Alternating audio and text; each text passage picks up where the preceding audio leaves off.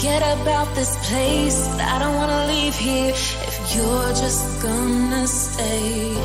Changing like the seasons, been wasting all this time. Should be like satellites cast beyond the sky. We'll leave our fate for another day. Riding these horizons, we'll find our way. We'll leave our fate and fade into the night. Just follow me to paradise. Say we try. Say the word and we can run around the earth and around the sun. Say the word and we can say, forget about that third race. And I know you're leaving, 'cause I know the feeling. The streets stop breathing. I don't wanna say.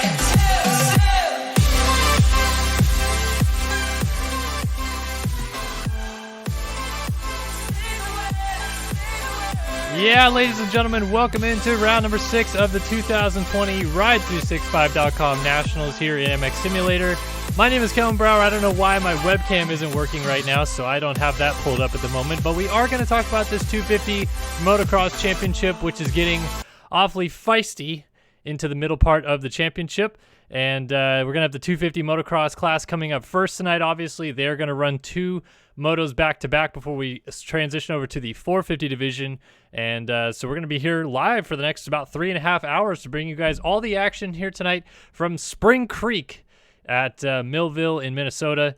And yeah, let's take a look at these 250 championship standings. Like I said, Payson Johnson ahead of Braden Carter by 9 points, but it did tighten up a little bit last week when Braden Carter was able to kind of claw it back in the second moto at Thunder Valley and steal some points away from Payson Johnson. It was going to be a night where he lost a lot of points. Instead, he ended up gaining some points and is now just 9 points down. But Tyler Lang has to be noted in this a little bit. After winning the overall last week, he's creeping up in this championship scenario, only 12 points off of Payson Johnson. So we'll keep an eye on those 3 tonight as they're starting to close in on a bit of a championship duel between the 3 of them. Colby Eaglin, Jacob Hubbard still mixed in as well. And Isaiah Dickerson trying to recover from missing a couple rounds of the championship. But the qualifying times, which were ran over the last day or so, the track was a little bit late this week, but Isaiah Dickerson 107.6 faster than Tyler Lang's 107.7, so it's the MV Film sweep of the top 2. And then Payson Johnson, our points leader, comes in at a 108 flat, so pretty close among the top 3. Nathan Print also in there, Dylan Copeland, Colby Eaglin down in 6th. And then it looks like we have to go pretty far way down, back to 15th to find Braden Carter at a 2:09.6. So about 2 seconds off of that top time is Carter. But as we saw with Jack Haley in the 450 division at the Grand Prix of Russia on Monday, doesn't really matter. It seems like these guys are just straight up racers and can find their way through. Of course, what we're about to look at, though, is this consolation race, which is everybody 37, Kyler Hockey on a 2:12.460 on back. Nathan Guy, Michael Mudge, Cale Braden, Trevor Schaefer, just to name a few that are headed to the consolation race. It looks like we're going to have maybe about 14 or so people getting ready to go in that one. So let's jump into the server and find out exactly how many people are going. It looks like I'm going to need to disconnect and reconnect just real quick. Tyler Fresky starting things off right tonight with a $1.99 donation. He says, have a good stream, Dad. I got to go back to work. Oh, I'm sorry about that. That's a bummer. Hopefully your work isn't too strenuous here tonight. Or maybe it's daytime. I think you're from America, Tyler. But if you're from Australia, perhaps it's the daytime. Or maybe it's really early in the morning somewhere in Europe. Wherever you're choosing to join us from tonight, we appreciate you joining us for the broadcast. And sit back and enjoy some MX Simulator action. Some of the best in the world set to do it. But 4 of these guys have got to go through into the motos out of the consolation race. We're going to find out who they are right now as JLV gets his way off the track, and we are racing at Millville. Several riders hitting the gate, and it's going to be about 10 or so guys in this one going for 4 spots as they funnel into the first corner, and 4 laps with 4 riders going through. Oh, Hockey and Mikey Oppo getting together. They go down. So it does look like Hockey, who was 37th fastest, didn't actually make it into the motos. Sometimes we have someone in the top 36 elect not to show up at the races and allows other riders into the motos. It's not the case tonight, though. We have all the Fast 36 on hand, so Hockey, the first out of the top 36, going to have to work his way through the Consi, but he went down early there and hands it over to Dylan Love, mxlocker.com's number 174. Had Nathan Guy, Jake Kazarian, and we also have Zoa Cross up here as well on the 49 machine as the front four trying to establish a bit of a gap on Cale Braden back there on that 233 Elevated Motorsports KTM.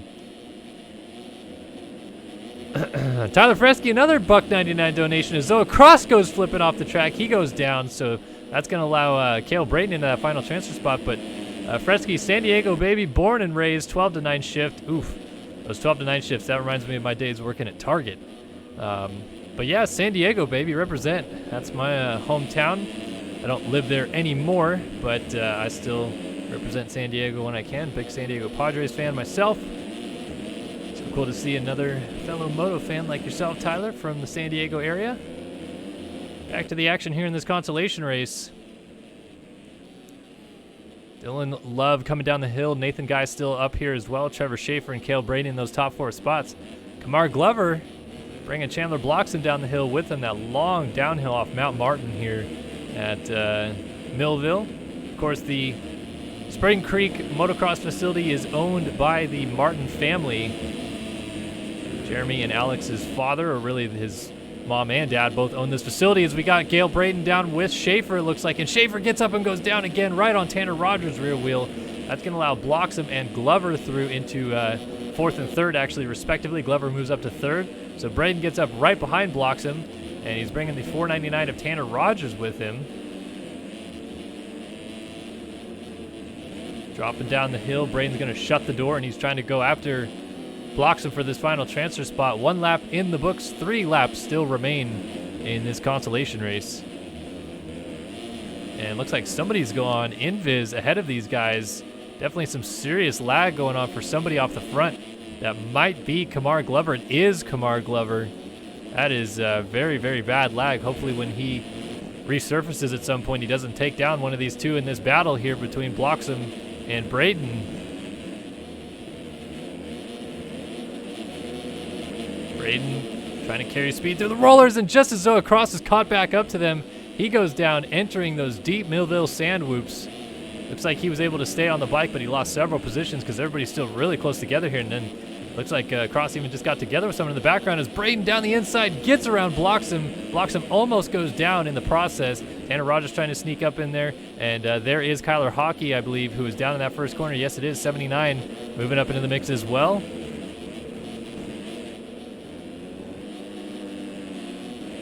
Bloxham and Rogers almost getting together as Rogers shoots by up into 5th. And now Rogers OJ's and goes down. So Bloxham, Hockey, and Cross go by. Mikey Oppo also finding his way through. Here's Jack Fowler. Hometown hero, so he must be from the area here tonight, putting hometown hero in his name. He's going to try to squeak into the motos. Unfortunately for Fowler, he could not find his way into the motos at the GP earlier this week. We got people getting sideways at the top of the hill. That was Cale Braden on the 233. He's dropped back to 7th. So it's Nathan Guy into the lead. Dylan Love is in 2nd. Glover is 3rd. And Hockey getting hounded here by Zoa Cross, who's sneaking up the inside, going to get on by. Bloxham right there as well, looking to take advantage of any mishaps. Cale Braden cuts the track in the background. All these guys trying to just go for this one spot that Zoa Cross has. Maybe Cross can actually close up the gap a little bit onto Kamar Glover ahead of him and bring this freight train with him. Because really, even all the way back to, you could even talk about back to Kazarian, Tanner Rogers, and P12 at this point. Everybody in this race is still in it with a shot at making it through. 18 seconds off the lead is not horrible in a consolation race because these guys often have a few crashes in them here as we come in to the final 2 laps of this one.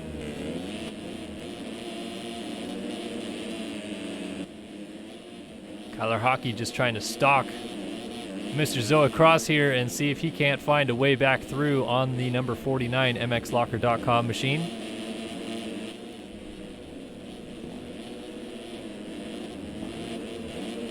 And these three seem to be opening up a little bit of a gap on the group behind them, and Cross is at this point definitely closing up on Kamar Glover for 3rd.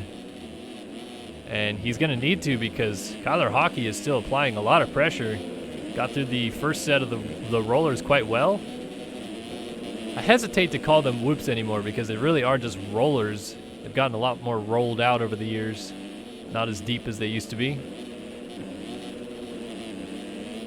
people know them as those dreaded Millville Sandwich. We even have the Whoop Monster in the middle of them tonight, hanging out.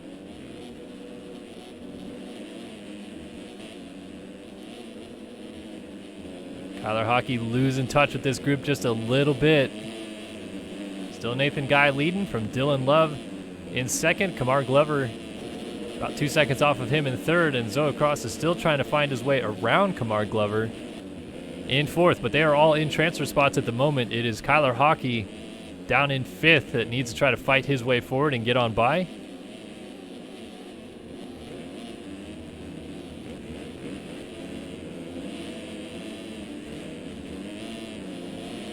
Glover off the inside of the track, and now he is right on Dylan Love. So that Glover Cross Hockey group seems to be going faster than the lead duo. Certainly at this point going faster than Dylan Love, because they have caught him. And at this point, this could turn chaotic very quickly as they're coming down to get the white flag, this time by a couple corners before the finish line jump.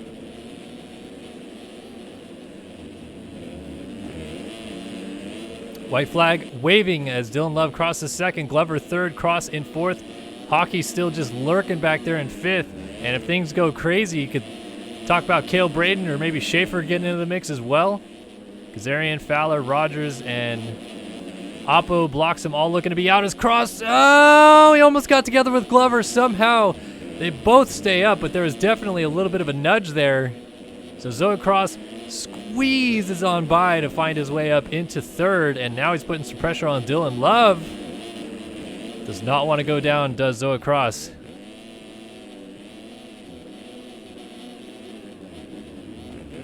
Look at this inside move for Cross, trying to get up inside of Dylan Love, get the drag down on the ground through the rollers.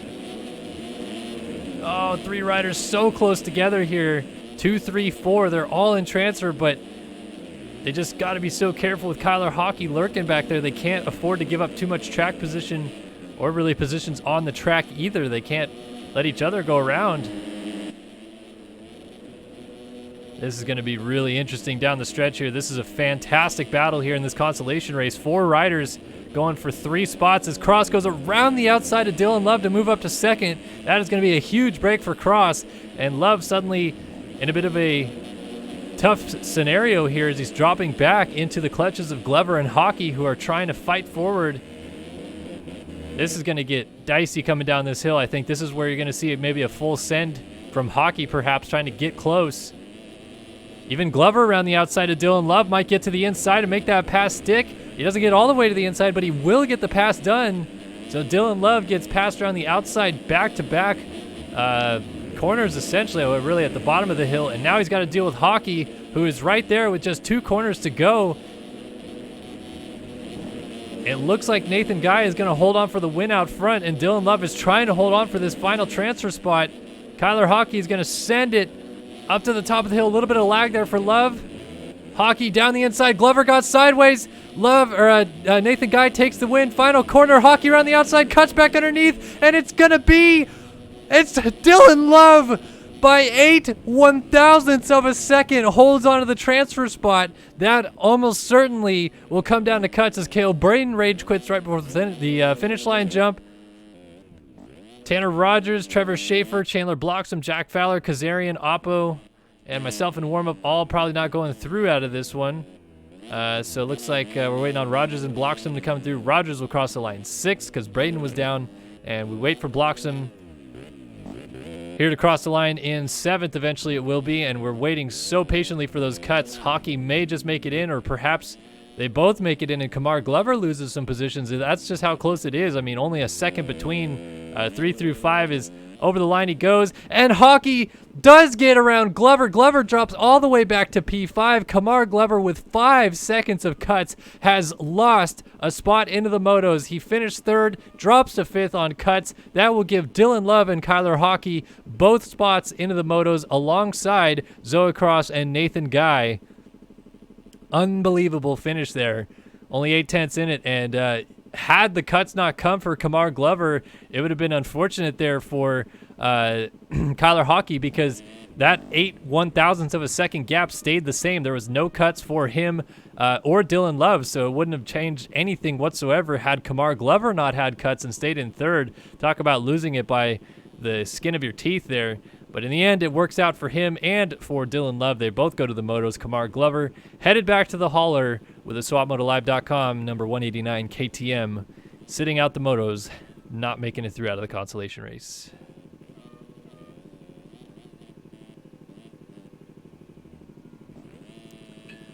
All right, well, that was quite the exciting start of the evening here. Very close battle to the end, and hopefully we are in store for many more of those as the 250 class gets revved up here at Millville. Spring Creek National, round 6 of 11 in the 2020 Ride365.com National Championship. So we are officially at the halfway point in this series. Technically speaking, after the first moto is over in both classes tonight, it will be the exact halfway point of the season, as that'll be 11 motos complete with 11 motos still to go. Kind of the way the math always works out, even if you have an odd number of races in a championship, like there will be 9 in the Lucas Oil Pro Motocross Championship this year, there's actually 18 motos, so there still is a halfway point of the championship. It's after the 9th moto. It's halfway over. In this case, it's after the 11th moto.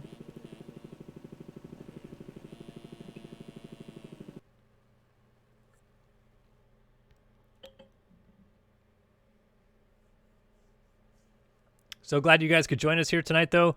Hopefully you're enjoying your evening so far here on Start Your Systems, watching round number 6 of the 2020 Ride365.com Nationals and MX Simulator. Of course, my name is Kellen Brauer, bringing you guys the action here tonight. Pro MX Simulator Nationals.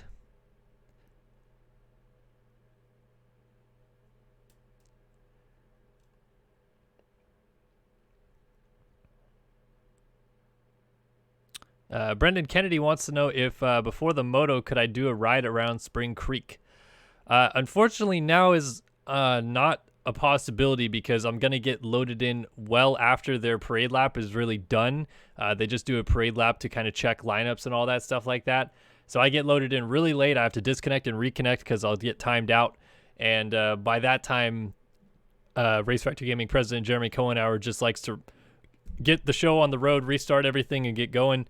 So no, I will not be able to show you a lap, but we will go on board with somebody, I'm sure, during the moto, and you'll be able to see a full lap from the onboard perspective and see what this track looks like here tonight. Pretty obvious, you know, typical Millville, fast, kind of got a sandy base, digs in a little bit better than some of the other tracks. And seems like the ruts are going to wear in quite nicely, especially on the bottom of these hills where there's a lot of different kind of arching ruts through the corners. It's going to be interesting to see how guys change up their lines throughout the motos.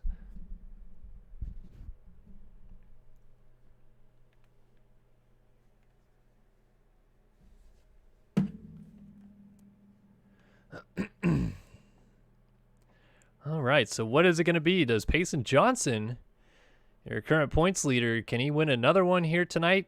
Braden Carter looking to claw some more points away, or last week's winner Tyler Lang trying to get up into the mix as well, make things interesting.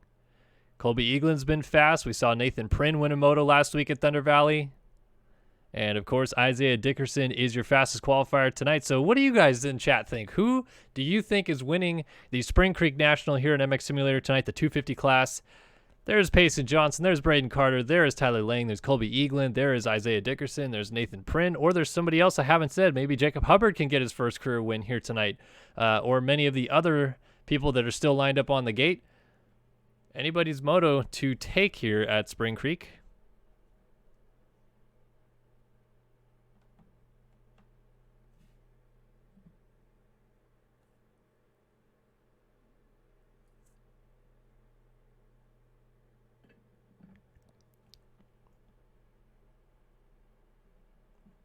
All right, we got 2 votes so far for Braden Carter.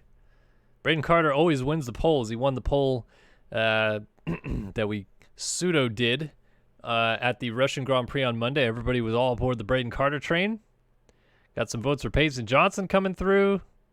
More Braden Carter. Tom Lees Jr. likes Hubbard. More Hubbard votes from Zooks. More Hubbard.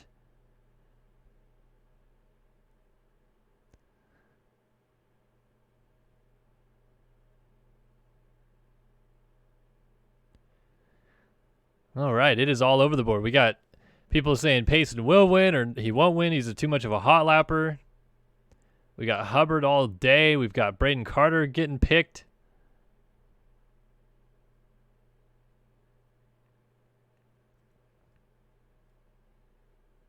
Definitely can't forget. Rest in peace, Nick Tassel's cat.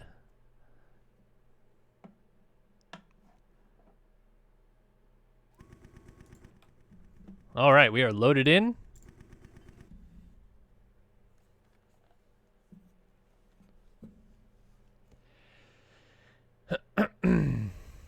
Hey, somebody picked Isaiah Dickerson, our fastest qualifier here tonight, Mr. Alex Efforts himself. Of course, Alex Efforts, the sponsor of the Whole Shot Award here, Race Factor Gaming Competition. ATE Studios Whole Shot Award gives out some cash money to people who cross the line first. We're going to see who's going to get that ATU Studios Whole Shot Award here in the first moto from Millville.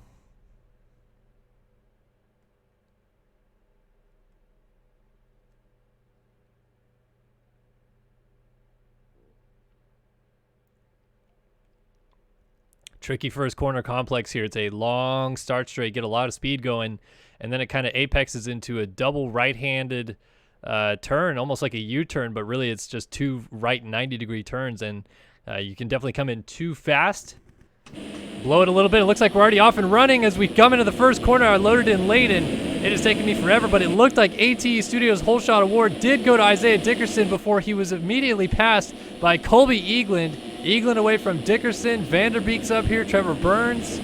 Benjamin Saves. Ethan Gerst all off the front. But it is Eagland leading. Dickerson's trying to hop over top of him, and he almost got it done. What a move there by Dickerson. Not quite able to get it to work, and this is good news for Eagland, who normally struggles to get starts as he leads them through the sand rollers first lap. Eagland, Dickerson, looks like one of the elevated motorsports riders up there. I think that's Benjamin Saves, but maybe, no, that's Maxime Vanderbeek too, so a couple elevated KTMs off the front. Nick Tomasunis has got a good start as well. Hubbard is up front as well. Where are our championship contenders? Looks like Payson Johnson might be down the field a little bit. I also think I see Tyler Lang on the Honda mixed in about P8 or 9.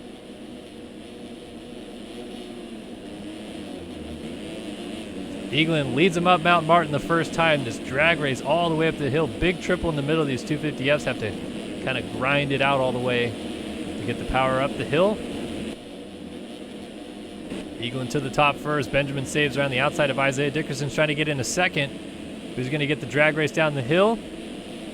Different sides of the track trying to find the smooth line down the hill, and Dickerson absolutely sending it. Somehow still gets that MV Films Honda stopped at the bottom of the hill.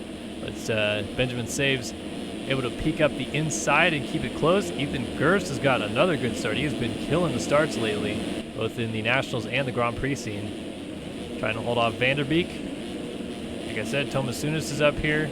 Hubbard, Cross, and there is Tyler Lang up inside of the top 10. So last week's winner, better start than some of his counterparts here. Seth Garrett, Trevor Burns, and Trent Shepard. Tailing in behind him, Tyron Tomich is right here. Nathan Prynn, last week's Moto number 1 winner at Thunder Valley. Just gets into the back of Tomich, and he's in a tough spot there.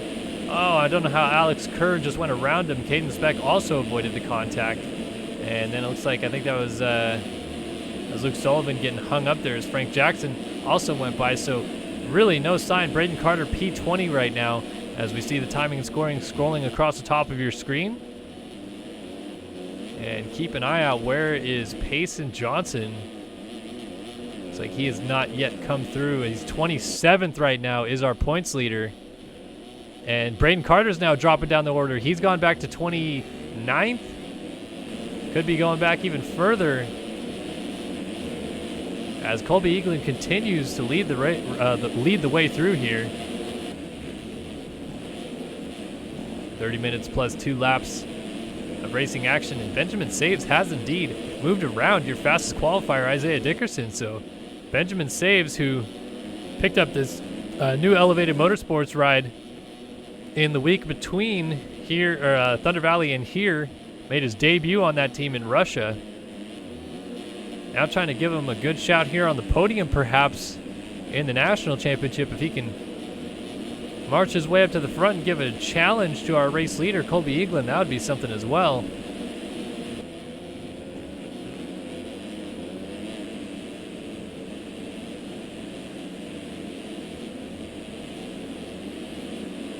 Dickerson again using that outside line, carrying so much speed down the hill, but then he has to go all the way around the outside at the bottom. I still think it might be a touch faster, but definitely opens up the opportunity for people to slide up the inside and try to make an aggressive pass on you as Save slides out. Goes off the track just a little bit and loses some time in the process, so he may have just skirted around getting some cuts right there.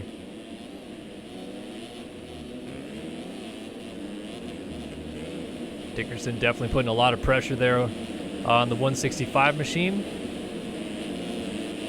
Early running still as they're going to click on to lap number 3.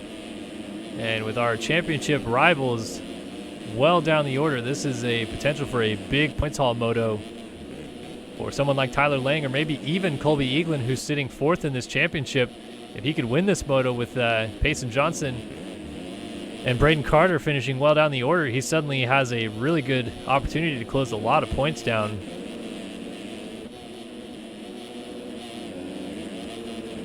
Benjamin Saves got a good drive though on Eaglin.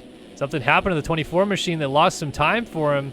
Save's going to try to cut around the outside, ends up tucking in behind him to go to this inside line.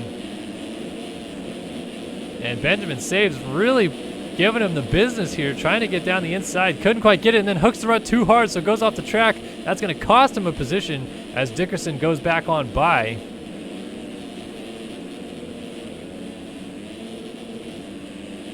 Jacob Hubbard is lurking here, and Hubbard, who now sits 5th in the championship, has quietly put together a really good season so far. And I say quietly, I mean, he really just kind of sneaks up into the top 5 like every moto.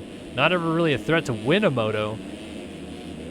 But at this point, looking like he might have one of his best season finishes on the docket already as he moves up to 3rd. We saw Benjamin Saves down on the outside of the track there.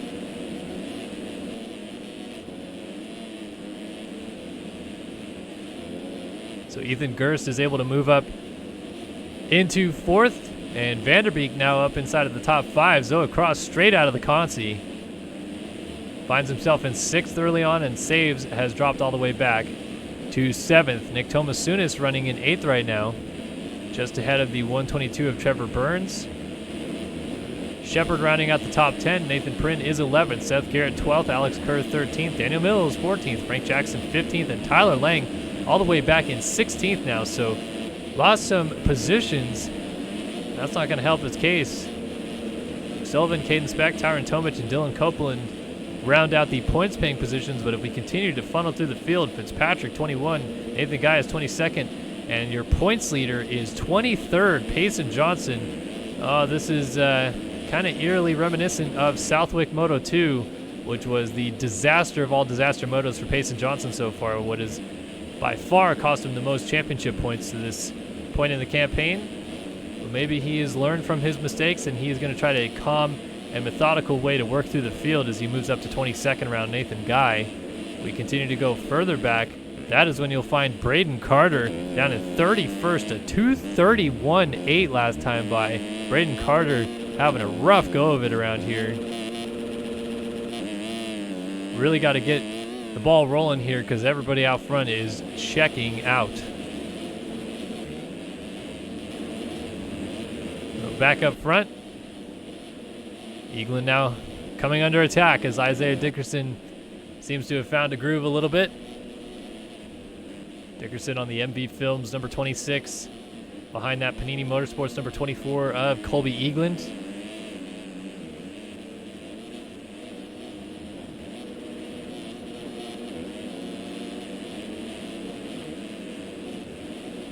Eight minutes down and 22 minutes still left to go on the clock.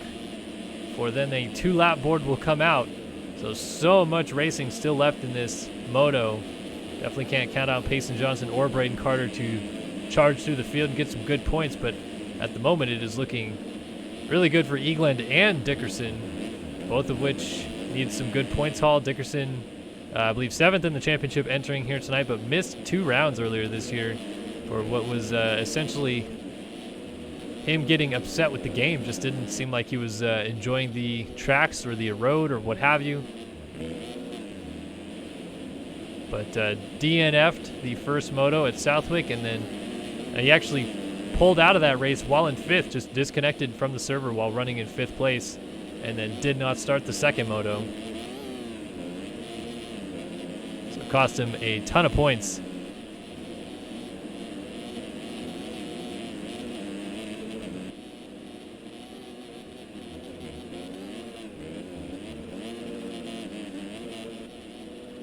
Eagland able to stretch that gap back out over Dickerson. Still Hubbard, P3. Just hanging on. Ethan Gerst, a good ride so far, and Benjamin Saves has moved back up into P5. He just got around Zoe Cross, it looks like. Whoa, what just happened? Whoa, that was a big lag. I'm not sure what just happened right there. I don't know if that was server lag or if that was something on my end. But Saves, who was battling for the lead at one point, seems like he's got some serious speed going right now, but he just has got to try to keep it up on 2 wheels. That has been his kryptonite so far in the first 10 minutes of this moto. Crashing never helps. We look through the list of riders coming through here, and this is a good battle. Pretty much 5 on back to 12th or so. Led by Saves, and then Cross obviously in 6th. Shepard is 7th. Trying to close up on Zoe Cross a little bit here. Coming behind them appears to be Trevor Burns and Nathan Prynn.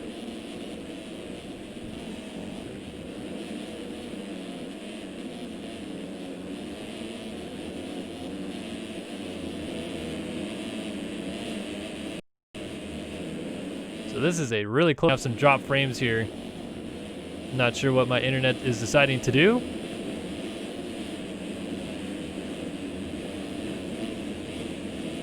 Hopefully that settles.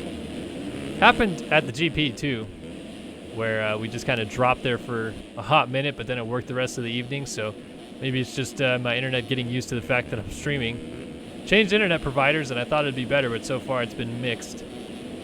I'm try to get him over and move the router up into my office instead of it being downstairs, and maybe that'll help. Meanwhile, Hubbard has got around Dickerson.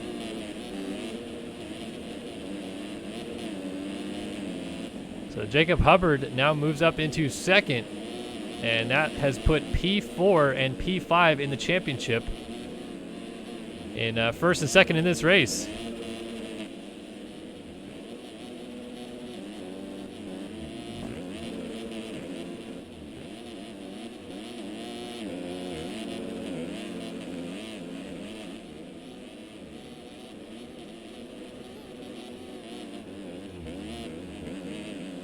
Dickerson trying to close right back up onto Hubbard there. Trying to get a little bit better of a drive through the Millville whoops.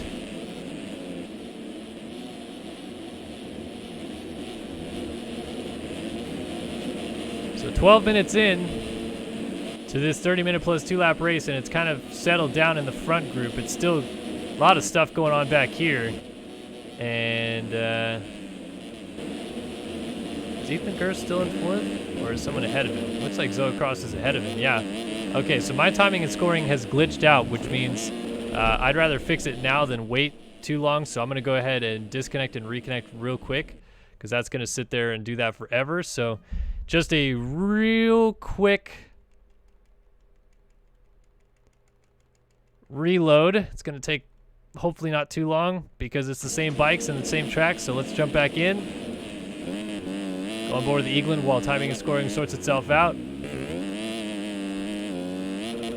See the pit board just going through the laps at the bottom left here pretty quickly. He's on a lap 3, and then he's on to lap 4. At some point, there it is. Just got to catch up. I think he's on lap 6 right now, about to go on lap 7. So let's see.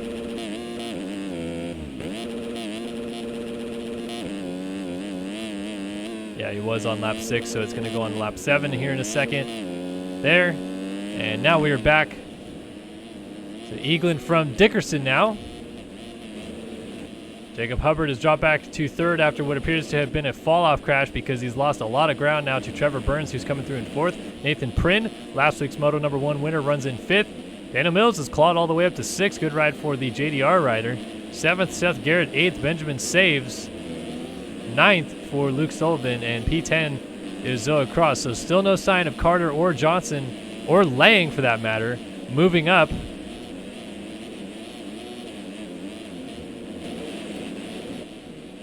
No idea why it's deciding to do it right now. It's been perfectly fine all day long.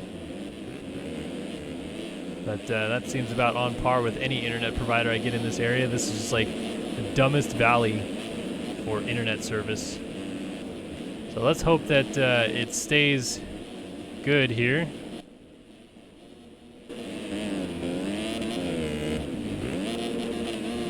Timing and scoring updating at all, or am I going to have to disconnect and reconnect? Nope, it's not updating. Classic stuff.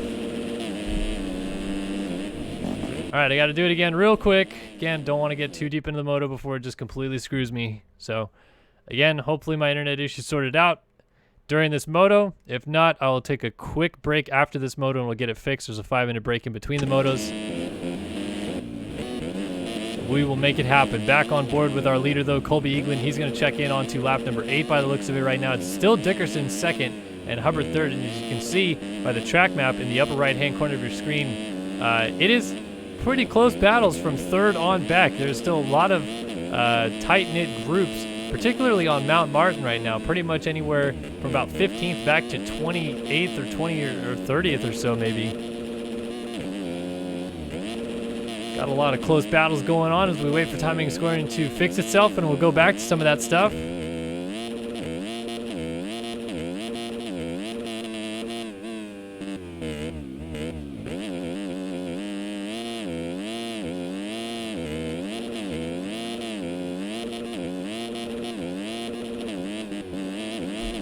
Eagland still out front here.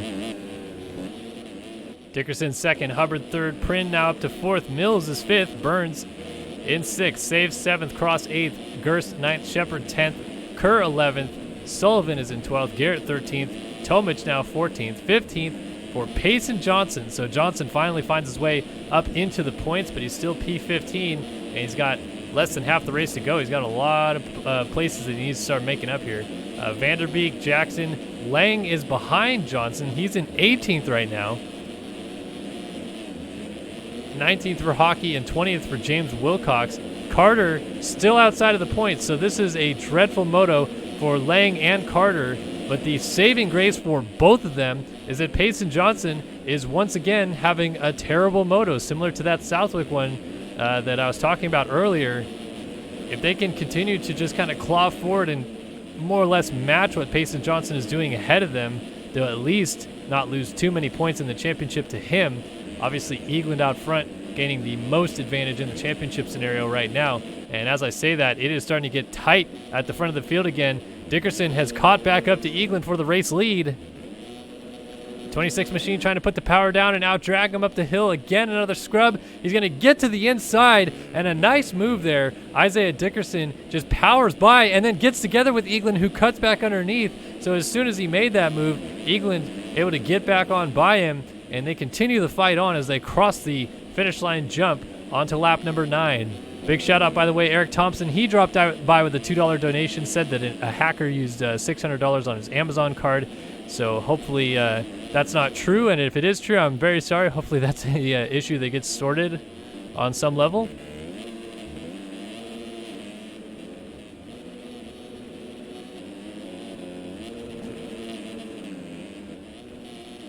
This battle out front, though, is a good one.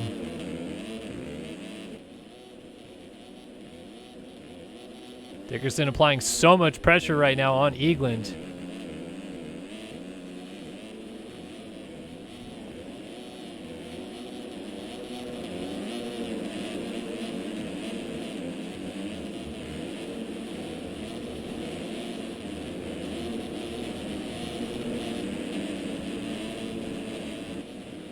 go on board with Dickerson and see what it looks like to try to chase down Eaglin for the lead here. Nothing in it, really just trying to find any opportunity he can to get by. Different line choices. I think they're going to go to the same line here because it's the biggest one at the bottom of the hill, and Eaglin blows it. So there it goes, Dickerson right into the lead just as we switch to the onboard cam. And your fastest qualifier is now at the front in moto number 1 here at Millville, all the way up to the top of Mount Martin.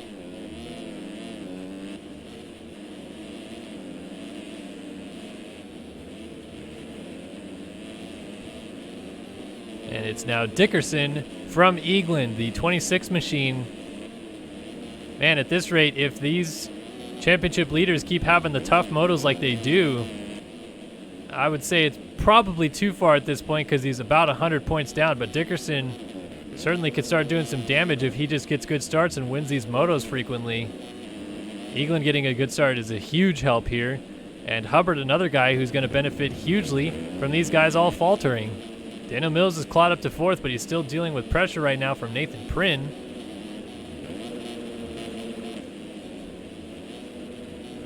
Prynn picking up his first ever Race Factory Gaming North American Moto victory last week in Thunder Valley, and the first for a French rider since 2013, which I believe the last French rider to do it was Kevin Lelong, but we also had Victor Nykot and Johan Mayer win motos back then.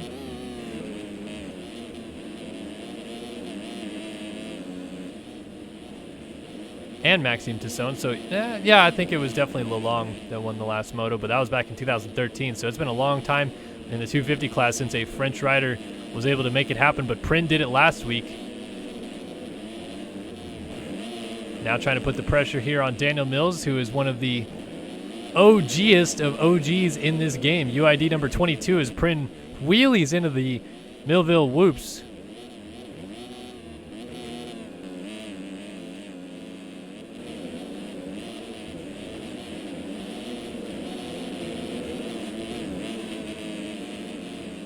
A good battle, but seemingly this track is not really doing a good job at producing battling. It's just a lot of follow the leader going on in these battles. Maybe it's just because everybody is so close in speed, but it doesn't look like there's many passing opportunities that guys are able to take advantage of. Shepard, Cross coming through behind Alex Kerr here. So this is a good little mix of riders that are all in their own individual fights in the championship. As we move into the second half of the season, you kind of get into a zone of knowing who you're going to be fighting for in the championship hunt, whether you're battling for 8th in the championship, 12th in the championship, or 25th in the championship. There's still somebody you always want to beat. For these guys, it's quite unlikely at this point they're going to be able to win the championship in P1, but they still want to finish as high as they possibly can, so getting as many points as they can per moto going to help them claw their way up the leaderboard.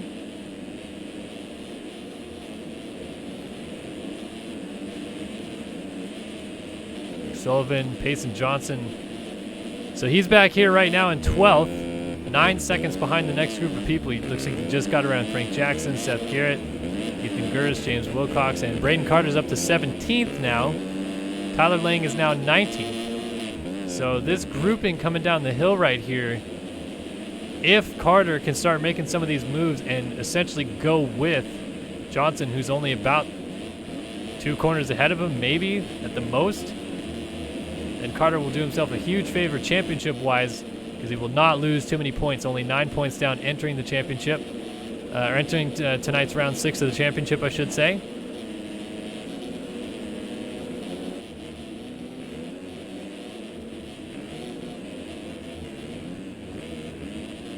Oh, sideways. Oh, that was James Wilcox, I believe, on the 172 who got all kinds of topsy-turvy, and Braden Carter...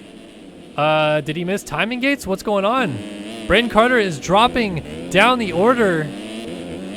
I don't know if he notices it. Or maybe is my timing and scoring messed up again? It doesn't seem like it. Everybody else is still registering. I don't think Braden Carter realizes that he may have just missed too many timing gates. I don't know where he would have done it. Maybe at the top of the hill there. I don't remember seeing him specifically go off the track too much. Oh man, this is killing him if he doesn't realize this. I don't think he's going to realize it, and at this point, he's on the complete other side of the track, so he'd have to beeline across. I think at this point, the only thing he can do is just do another lap. But it's, oh, there it goes. Finally, timing and scoring updated there. I don't know what just happened. So it now shows him P15. So, man, I guess on his side, it must have not shown that. Although you don't always look at your pit board. Sometimes you're in a heated battle.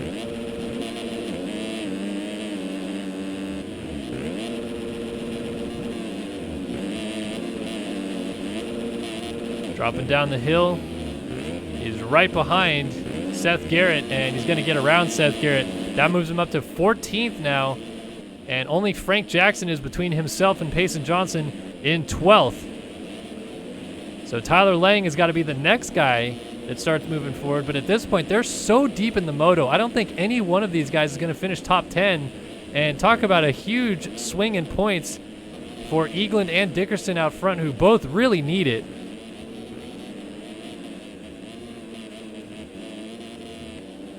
Coming up on 25 minutes into this moto, it is pretty much down to just these two for that race victory. Jacob Hubbard, if they get together, would still be in it with a shot.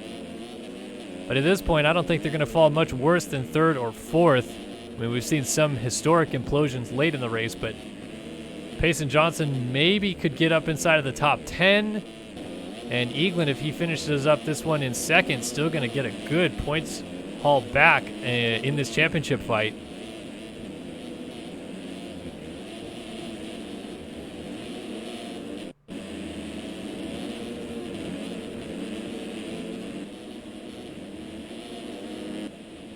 Trying to work their way through lap traffic, Dickerson and Eagland.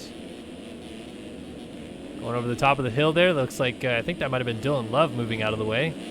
Nathan Prynne is up into fourth, ahead of Daniel Mills. And suddenly Benjamin Saves and Trevor Burns are closing up on the number 31 as well. So he's got to be looking over his shoulder a little bit here. But, oh, Burns, he goes down. That's going to be Kerr going by with Shepard and Sullivan all going by Trevor Burns before he finally gets remounted.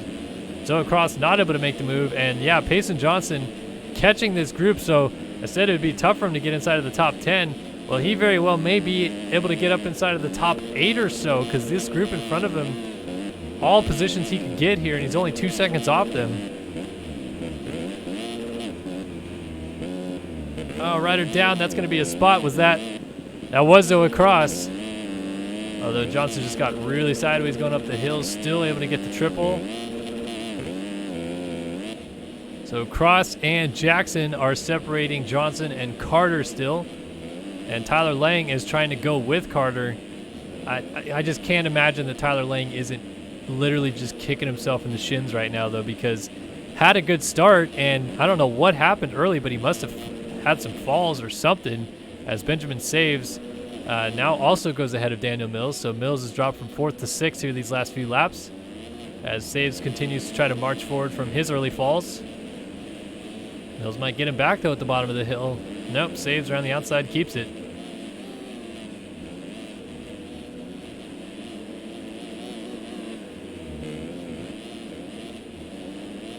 Good fight, though. Mills trying to get back to the inside by the mechanics area, and he's going to do it. What a move by Daniel Mills.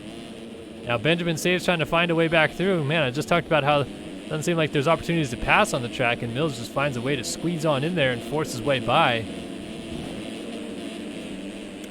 And they are catching up to a lapped rider there in that neon teal gear. Who's that? 5'2"? By the looks of it, that is J.R. Reyes. And Mills, just as quickly as he got passed by Saves, is dropping him. And here's this group still battling. Burns again sideways. Johnson was down. Johnson down, entering the rollers. Here comes Cross.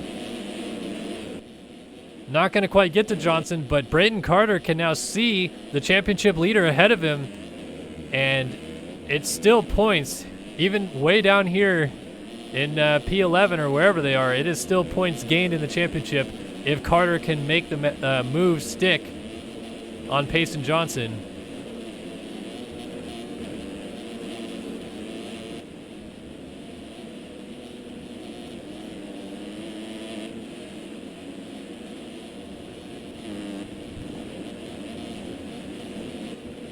Frank Jackson. Now Tyler Lang has also moved forward. He is all over Frank Jackson.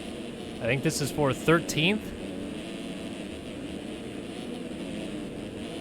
And it's going to be hard pressed for Johnson to straight up catch Trevor Burns or Alex Kerr at this point, but he could get there on some crashes as Luke Sullivan peeks down the inside to get right back by Kerr, who was trying to fight back down the outside. 29 minutes in, we only have a minute left on the clock.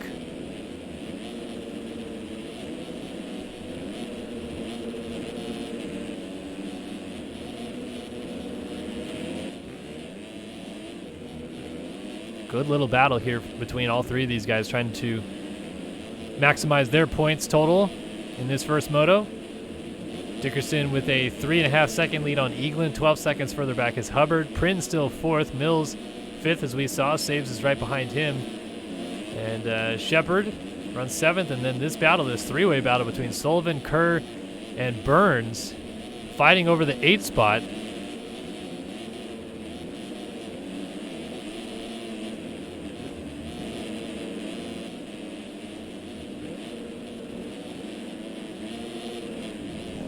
Payson Johnson still down behind, or in front of Zoe Cross in 11th. Cross is 12th, 13th for Carter.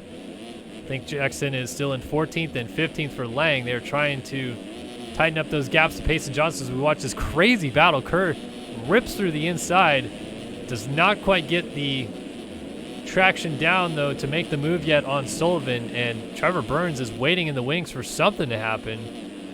Payson Johnson licking his chops, seeing these guys going at it ahead of him. 2-lap board coming out next time by, so time has expired.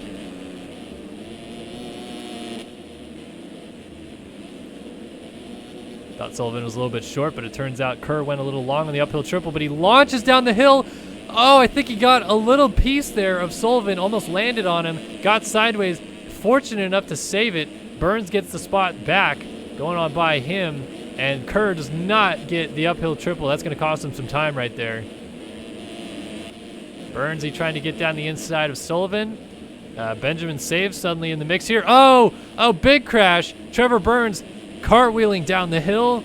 There goes Payson Johnson up inside of the top 10 now. That's a good points haul day right there for Johnson. But Carter hot on his heels trying to keep pace as Burns now splits them. Johnson down at the bottom of the hill. He's down at the bottom of Mount Martin, and Carter's going to get 2 spots for the price of 1 because Burns just went down as well. So Carter is now ahead of Payson Johnson, and just like I said, gaining some championship points, better than none. That is what we're looking at right now between those two. Eaglin I had seen momentarily closed up on Dickerson a little bit. It was down about 2 seconds. Not sure. We'll see. Oh, Dickerson has gone down with the lead. Oh, he's upside down right here. Not a double fall off. Fortunate for him, he's able to flip it back over. But Eaglin has taken over the lead. Huge points haul opportunity here for Eaglin now to win this moto. Hubbard hoping he can get up there and maybe challenge Dickerson for the 2 spot here late. Only 4 seconds behind him. Prin still 4th. Mills is in 5th. Shepard 6th. Save 7th. 8th. Sullivan 9th. Kerr and Carter now up to 10th. Burns is 11th. He's ahead of Payson Johnson, who might be going into freakout mode a little bit here, and this could benefit Tyler Lang. Tyler Lang trying to get points up on Payson Johnson as well. Of course, he's losing points to Carter, who's still ahead of him in the championship in 2nd. But these guys need to knock off Payson Johnson from the red plate. And this is one way to do it. It's just kind of go through the field and beat him. I mean, they were behind him. Payson Johnson had the opportunity to gain points on both of them and has dropped now behind Carter and is in danger of losing another spot to Lang if he doesn't settle down.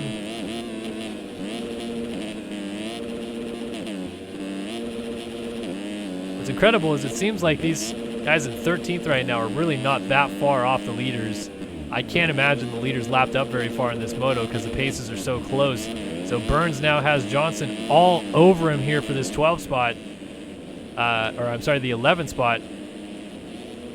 Burns trying to get that power down. Johnson a little short on the uphill triple. White flag is waving for Eaglin out front. 6 second lead on Dickerson. trying to hold on for the win here. Down the hill, Johnson's got a great drive. He's trying to go around the outside of Burns, who fell in this corner last lap. Johnson gets it on the brakes and does make that pass stick around the outside, but Shepard has lost a spot to his teammate Carter, so another 2 points gain there. Regardless of what Johnson just did, he's got to go and pass Shepard now. And Tyler Lang has got to come up and catch up to Burns to try to minimize his points lost. All these championship rivals trying to fight forward. It looks like Carter's going to maybe get 9th at the most because he's got a lot of gap up to Kerr. Dickerson still trying to chase down Eagland if he can for the win, while Hubbard lurking off the back of him. But Colby Eagland, like I said, talk about a swing in the points haul. This would be a big one for Colby Eagland, with Carter maybe ending up 9th in this one. And at the moment, at least, it's still Payson Johnson 11th.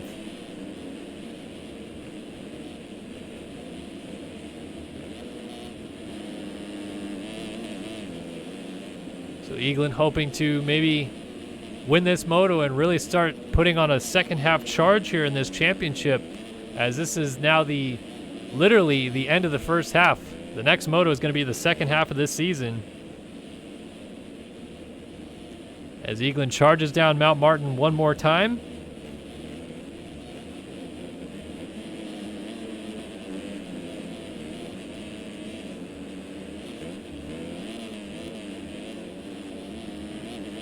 Through the final couple of corners here, and Eagland looks like he is on his way to victory.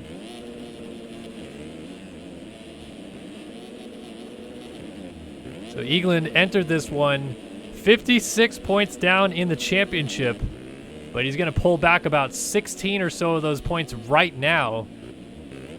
And you just keep having motos like that, and you might find yourself back in this championship hunt. But here it is, final corner. Colby Eagland has won the first moto here at Spring Creek in the 250 class.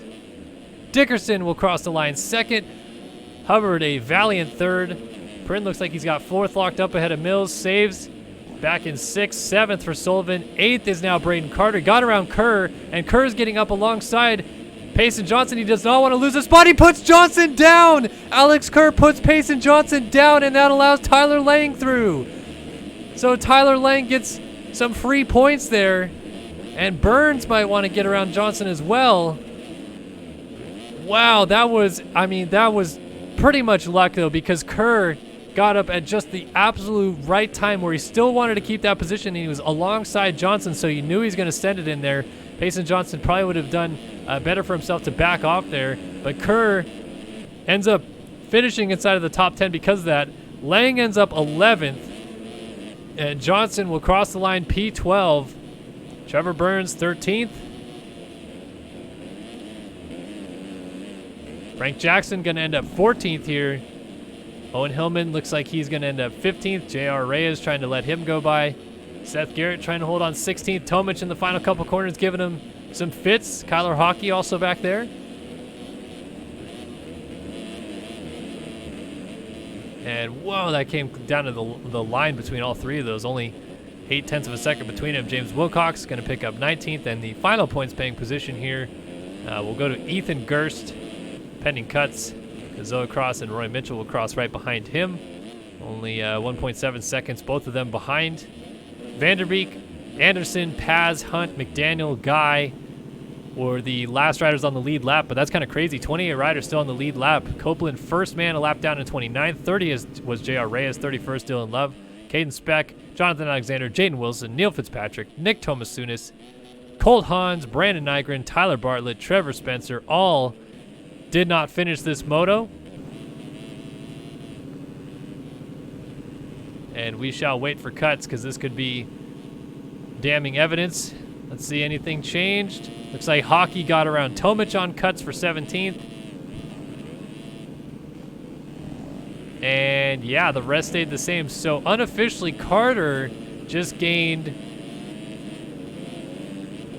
4 points in the championship. It's now a provisionally 5-point gap that Payson Johnson holds over Carter at the top of the point standings. And Lang gained 1 point back in his own right. So he was 12 down. He's now 11 down. So only 11 points separate the top top 3 in the standings as they run right now. Of course, that's going to change after the second moto as well, but Eaglin, who did sit 4th in the standings, 56 points down, wins the moto, and Payson Johnson's 12th will earn him 9 points. So as I said, that is a 26-point haul.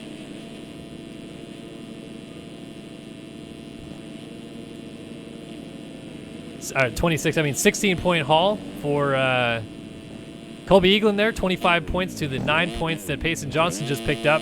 So there you have it, 16 points gained. He was 56 down. He's now only 40 back after that moto win. And like I said, you can start having some points hauls like that. You definitely put yourself back in contention for this championship. Isaiah Dickerson and Jacob Hubbard, both a couple guys that benefited from this moto as well. Dickerson, 96 points down, finishing second. And Jacob Hubbard, who looks like he was 73 points down, picking up third in this one. But a little break here, 5-minute break coming up. So any questions you guys have in chat, now would be a good time to do it. This is when I interact with the chat, because you guys are hanging out and chatting while I'm talking about the race. But now I'm not talking about the race. So what are you guys in chat doing? What's going on? What's happening? What's hanging out? Hope everybody's having a good night wherever you are.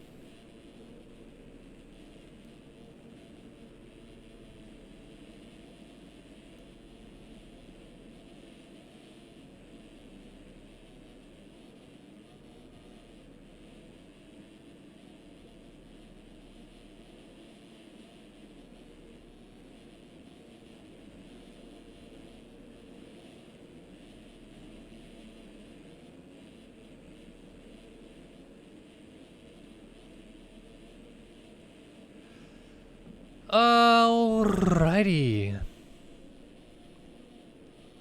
Let's see. Kellen, is Fabio Quartararo and Marc Marquez the faces of MotoGP for the next decade? Yeah, maybe. Fabio's pretty good. I think Maverick Vinales could insert his name in that list, if you will. And I think there's Moto2 riders coming up behind them that definitely could, get on factory teams once guys like Rossi retire, and I'm sure Dovi's not going to, hang around for another decade, so him too and stuff like that, but we'll see.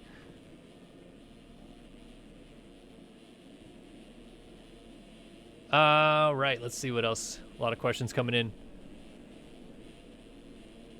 Does Shipley, Crane, and Vanderlee still race? Shipley from time to time. Crane and Vanderlee do not. Can we ban Nick Tassel? If he keeps doing what he's doing, yeah, I'll ban him. He needs to just quit spamming, essentially. Yes, I'm still friends with A-Wood. It's just with COVID going on and having a 1-month-old baby in the house, we don't want to take any chances. Not that, me personally, I'm not too afraid to get it myself because I'm a healthy 27-year-old male. But my daughter's 1 month old, so I don't want her getting it and us regretting it. So we're just playing it safe. So A-Wood's not coming over and helping out with the broadcast, but of course I'm still friends with A-Wood. If all is fine right now, he'd be here sitting next to me talking about this. I play on controller. The Russian track was pretty good. I liked it. Some mods real quick so I can ban someone. Yeah. What's good? It's LXON. Has there been any good riders from Canada? Yeah, there's been Matt James, Jordan Vanderlee. Tanner Rogers is from Canada. I think Bryce Whelan's from Canada. James Armstrong, I believe, is from Canada. William St. Laurent. I've seen a lot of good riders come through from Canada. Cancellation of MXON. I saw it coming a long time ago. I just didn't think there was any chance they'd be able to get that race ran. But it is what it is. It's been a crazy year, so the fact that we're getting any racing to me is really good news. If we lose MXON, we lose MXON. I mean, we lost Monster Cup too. But some of that stuff was coming so late in the year, and so many teams and riders and stuff weren't going to race it, that to me it's fine. I mean, I miss it. I'm going to miss it because I love Motocross of Nations, but yep, it is what it is. Have I paid any attention to Canadian MX Series at all in the past? I think I'm going to this year just because of the lack of racing. Yeah, definitely. I don't like watch it religiously, but you know, watching Fasciotti and Gurkey and Alessi and those guys all duke it out has been a lot of fun. When Dylan Epstein was doing well, I paid a lot of attention because he's close friends with my buddy Todd Gutierrez. This year it seems like Dylan Wright crushed it at the opener, and Phil Nicoletti and those guys all got to respond to how well Dylan Wright's riding. And yeah, Canadian MX going to be some good stuff this year.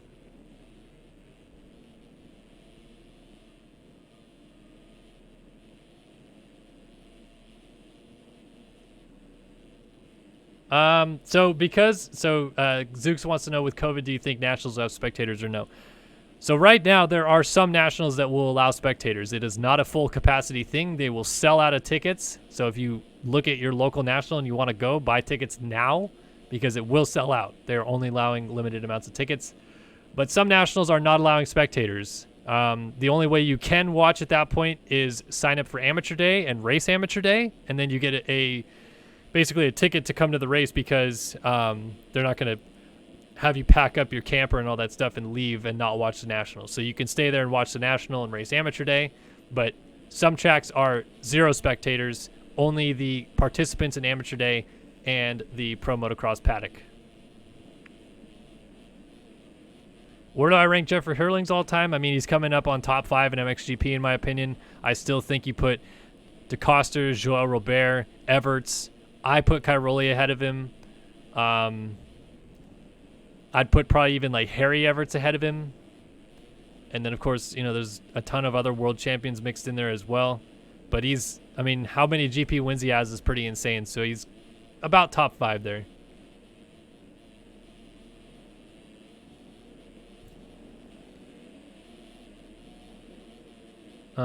My controller layout on MXSim, if you go to startyoursystems.com and look at our tutorial section, I have a whole tutorial about my controller layout. My favorite rider in real life doesn't race anymore. It was Ben Townley, so I don't have a favorite rider anymore. I just kind of enjoy the racing as is.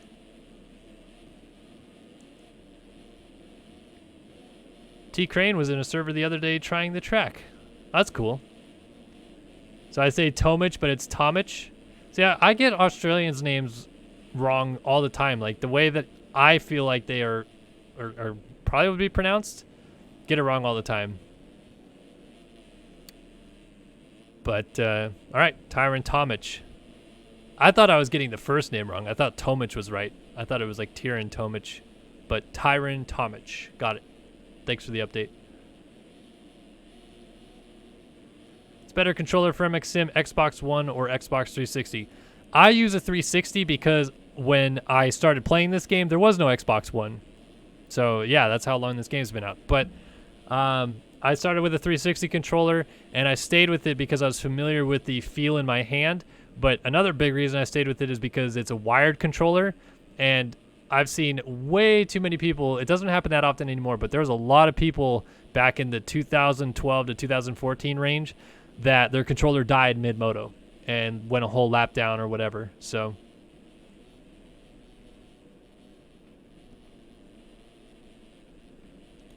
is McGrath top 5 all-time regardless of lack of MX titles? Yes.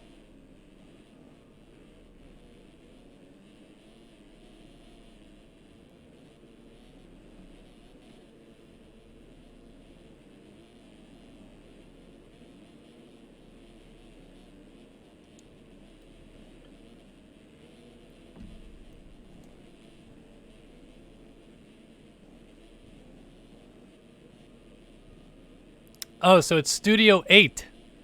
Studio 8. ATE Studio 8. Got it. Yeah, I just, because it's it's your initials, right? So I just thought that was ATE, but makes sense. Studio 8.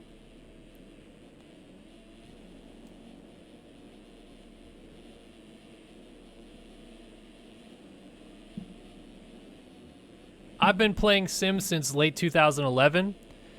I don't have as OG of a UID as some people I still play Sim with to this day. My UID is 4928, but I have a much lower UID than a lot of people in this game because a lot of people came in after me. That like 2012 through 2014 was like exploding of the game. I think we went from 5,000 UIDs to 20,000 UIDs in about 2 years.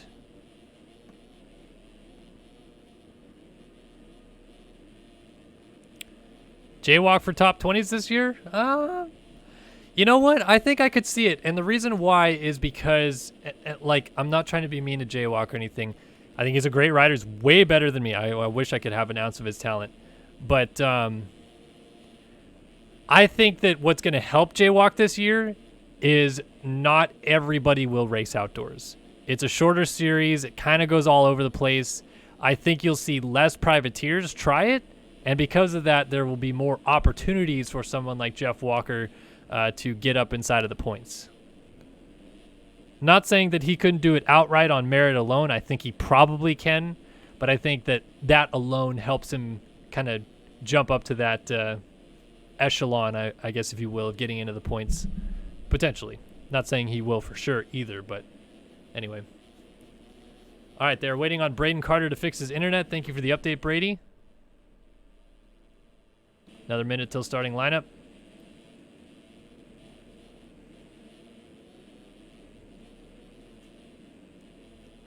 When are we going to see Davey Millsap's helmet donut? You mean like the neck donut thing that he used to wear? I mean, I wore that thing for years. I had a neck donut for a long time. Next race is going to start as soon as Braden Carter fixes his internet, I guess. Did James Stewart have a disappointing career in the big picture? I don't think you can say that. I mean, he's one of 2 riders ever to have a perfect and multi-time Motocross of Nations champion, 2-time Supercross champion. Yeah, only 1 outdoor title, but winningest 125 rider of all time, many titles there. Transcended the sport. I mean, changed the way people ride to this day. I don't think you can say Stewart had a disappointing career. I think yes, he could have won like 10 titles, but I think you don't get the persona or the enigma that is James with him winning 10 titles, because I think he would have been slower to do it. He would have figured it out at some point in his early years to slow down, not crash as much, but then not been as gnarly fast as he ended up being. So I don't think you can say it's a disappointment.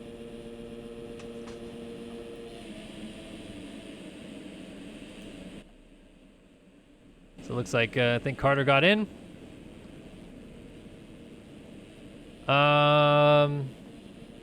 Yeah, August Sanders was the first person by the game. How do I feel about Rocky Mountain KTM keeping Bogle and let go and Bloss? So Bogle was under contract. Bloss was always a fill-in rider. It wasn't like Bloss had a contract. He was always the fill-in rider. So when Bogle said, I can come back, they have a contract with him.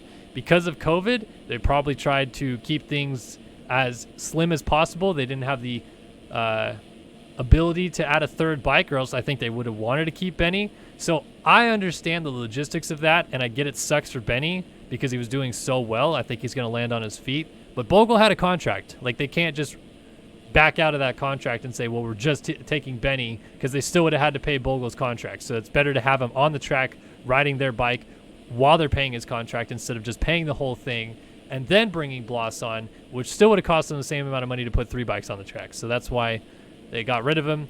Bloss will be fine. Bogle's, I think, going to do better than most people assume he will, but I think it's, it is what it is. Does Sexton have the chance to win a moto? I don't think so. I think he's going to do well. I think he'll run up front. I think he'll get good starts. I don't think he's going to win a moto, but that's just me.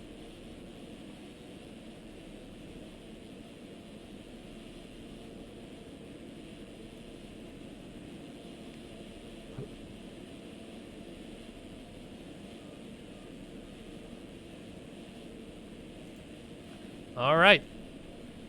Looks like we're just about ready to go. I think they are still maybe waiting.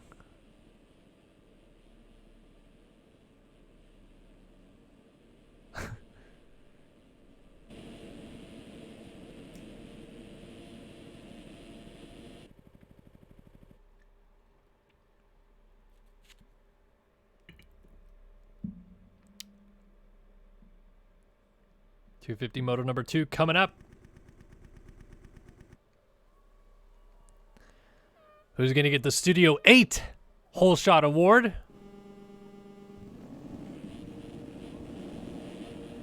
JOB's going to turn that board sideways and do his best moonwalk to get the heck out of the way here at Spring Creek in Millville, Minnesota. Moto 2 of the 250 class starts right now.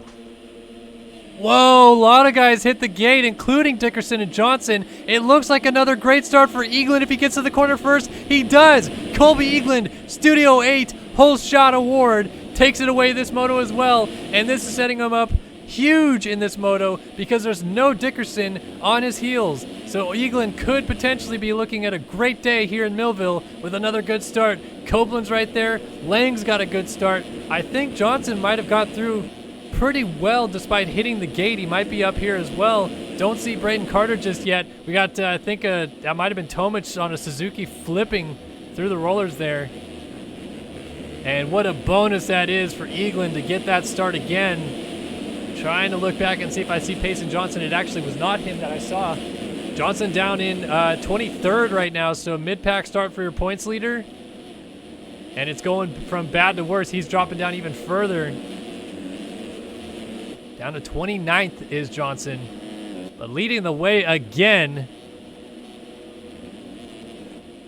Colby Eagland, and it sounds like Braden Carter is not in. Braden Carter is not in. Yeah, so no Braden Carter, only 36 riders started this moto. Oh, what a heartbreak in this championship. Oh man, what a bummer for Braden Carter.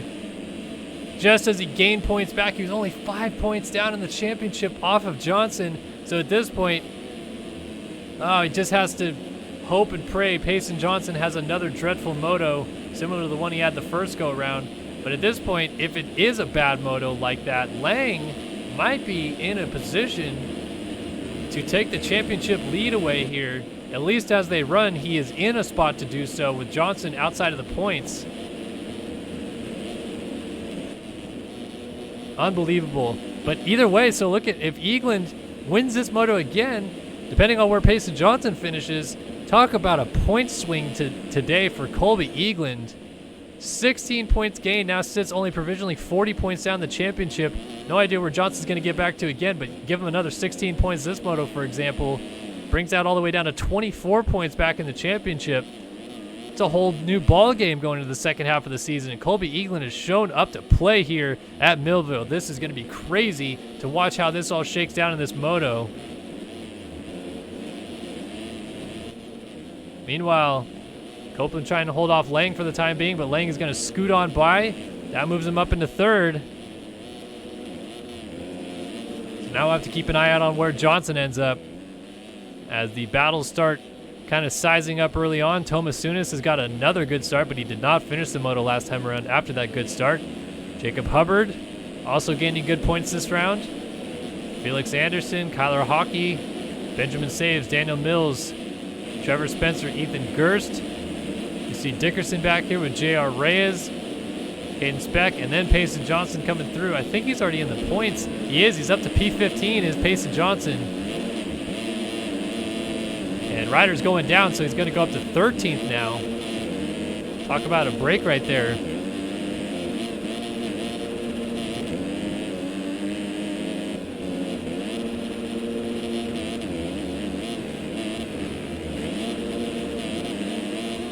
Down the hill they come. Johnson trying to put some pressure there on Caden Speck. Then drag racing back up the hill. You can see just how tight the field is still. I mean, Eagland on that number 24 Kawasaki out front, the green dot on your screen in the upper right-hand corner, pulling away from everybody else. But Johnson in this midfield battle already.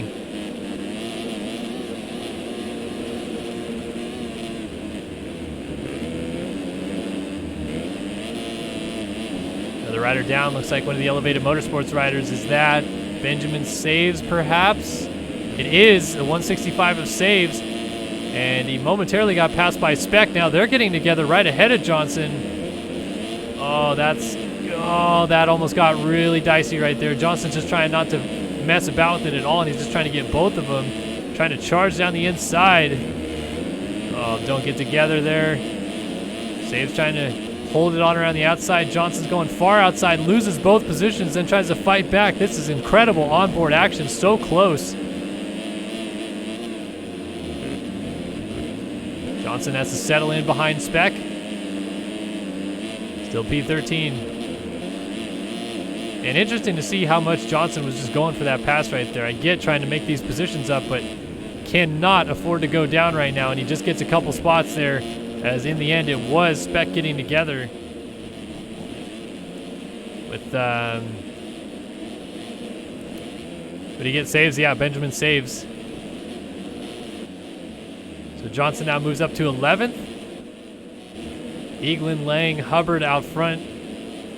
Felix Anderson, good start. And look at this battle right here. Thomas Sunis has Hockey and Mills right behind him.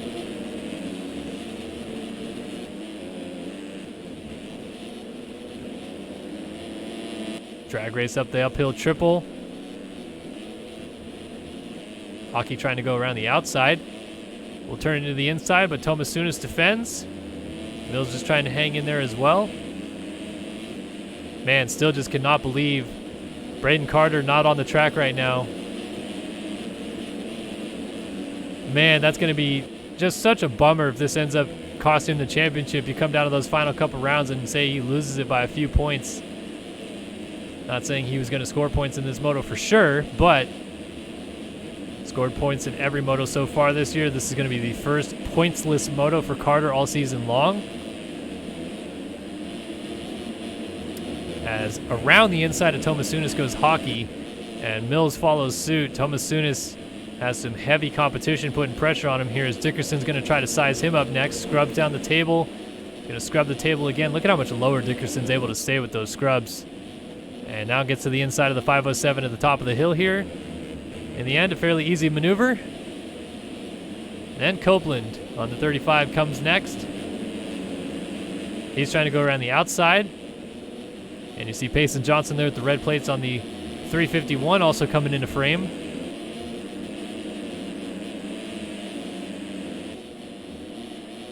Copeland just applying so much pressure now to Thomas Sunis as they go by the mechanics area through this first couple of corner complex. So fast through here trying to carry your speed. Copeland gets the scrub down on the right side of the track. This might be the pass done. Thomas Sunis is going to try to fight back. Copeland gets it, then makes a mistake, so Thomas Sunis goes right back by, and Johnson going to take advantage of it as well to squeeze down the inside of the 35. So that is another position gain for Johnson. Meanwhile, Hockey just slid out. Dickerson goes by him. Dickerson is trying to also get by Mills. Can he get it done? No, Mills shuts the door, and then Dickerson actually got sideways there. Payson Johnson now the inside of Copeland. Gets him. Copeland is definitely trying to fight back here on that 35. And Thomas Sunis being a little bit of a pick right now for Copeland because he's blocking Payson Johnson from continuing his charge forward.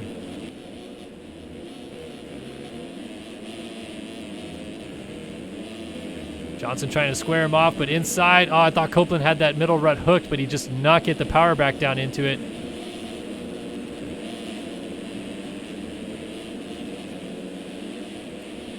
So drag race up the hill. And Thomas Sunis, at least for the time being, continues to hold the spot. We also have someone all white gear getting in the mix back there. Have to go see who that is, but Johnson around the outside finally makes a move on Thomas Sunis. It is Ethan Gerst on the AEO Power Sports 260 that's coming down the hill, continuing this freight train of riders as Eaglin continues to lead 7.7 seconds out front. Tyler Lang has some pressure from behind as Hubbard has kind of closed that gap down.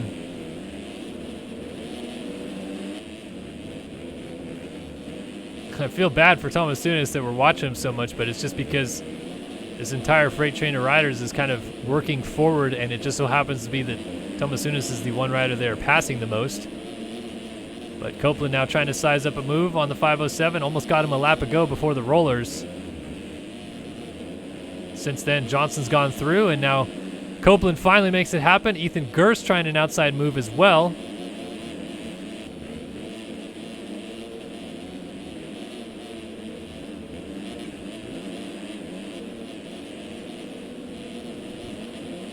Not going to work for the time being. Thomas Sunis gets away.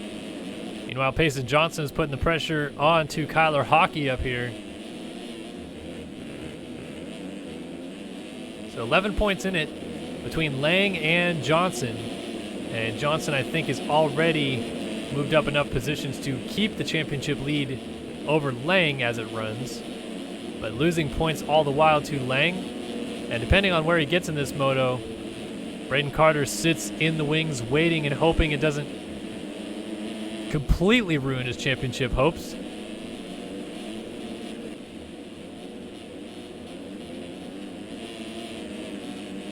Johnson makes the move happen on Hockey. Trying to go with Dickerson, who clearly is marching his way towards the front. Mills would be the next on his list. Anderson, Hubbard, and Lang all in a little battle here for second, and it's still Eagland off the front, 10.5 minutes down. Still a lot of time left to play here in this one.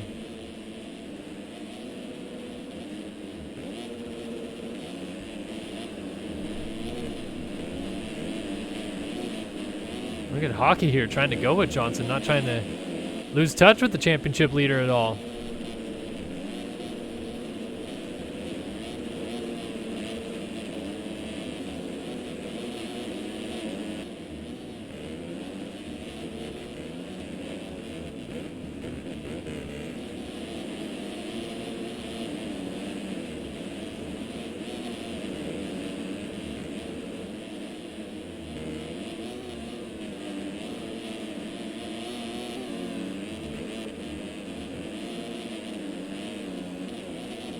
So these front riders seem to have established themselves. Copeland and Tomasunis continue on. Got Owen Hillman back here ahead of Trevor Burns. Ethan Gerst and Benjamin Saves seem to be exchanging pleasantries a little bit as Saves goes down the inside of Gerst. Remember, Gerst was in that battle trying to put some pressure on Tomasunis not too long ago, so he must have crashed back to this grouping. And Burnsy might have Saves trying to go around the outside of him. Look at this freight train, though. Hillman, just having a field day.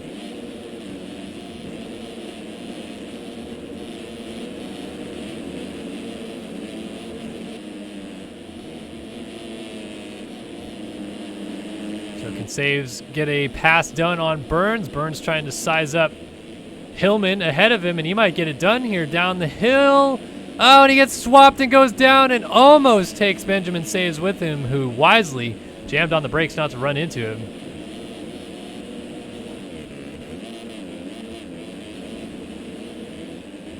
And yep, my internet took enough of a crap that my timing and scoring has messed up again. So of course, just a casual mid-moto reset. It's just becoming the thing to do at this point. So we'll run back up to our leader, Eagland, and see what he's doing. Maybe go on board with him for a lap while my timing and scoring resets. And good timing, too, because he just started the lap. So this is going to be on board with Eagland to see what it looks like around the Millville circuit here. Spring Creek National. First couple corner complex, then they switch back into the table. Kind of want to scrub over this little hill here, get the power down immediately so you can jump up on top of this plateau and double into the dreaded Millville whoops, and then the idea is to try to double your way through here as best as possible so you get that power back to the ground and you're not bouncing off every single one.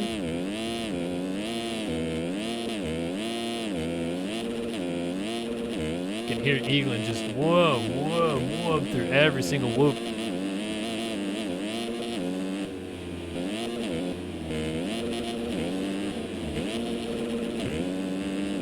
Oh, don't worry, this new ISP is the move. I just need to get either an Ethernet cable that runs from my downstairs router all the way up to my attic and then back down into my office, or I just need to move the router to my upstairs office, which is what we're really trying to do, but they're being stingy about sending a tech back out here to move it upstairs.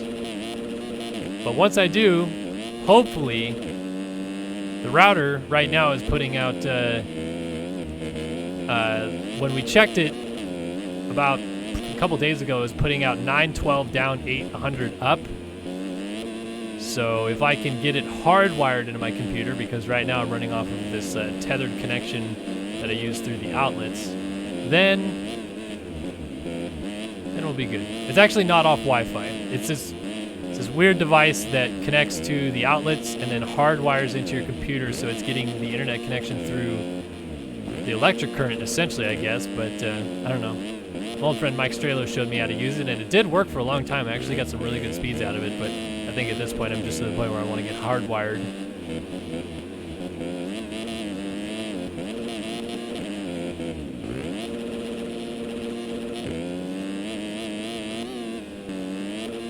Only 1.7 seconds in it. Eaglin and Lang out front. Yeah, I mean, that's the point. Like, the reason I got this provider was that I want to start streaming in, like, max quality. Like, my computer can handle high quality stuff, but my internet can't. So, got a good internet provider that provides specifically internet. They're not dumb Spectrum or AT&T that are trying to sell you cable packages or anything. This is only an internet provider. They provide great speeds, and out of my router, I get great speeds. I just don't get great speeds on the other side of the house in my office.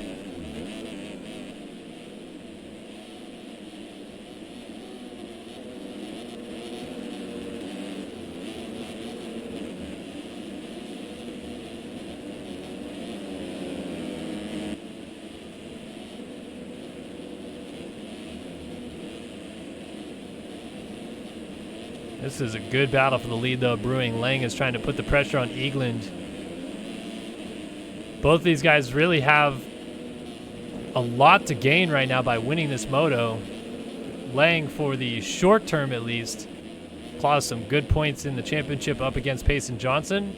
Still might not be able to get the championship lead fully into his grasp, but he'll definitely close it up.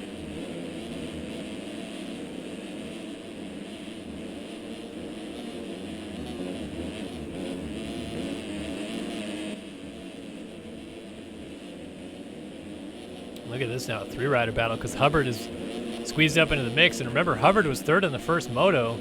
Dickerson was the man that finished second, so Lang has essentially replaced Dickerson in this three-rider train of Eagland, Lang, and Hubbard. It was Eagland, Dickerson, Hubbard. But if Hubbard can come through and win this moto, I'll tell you what,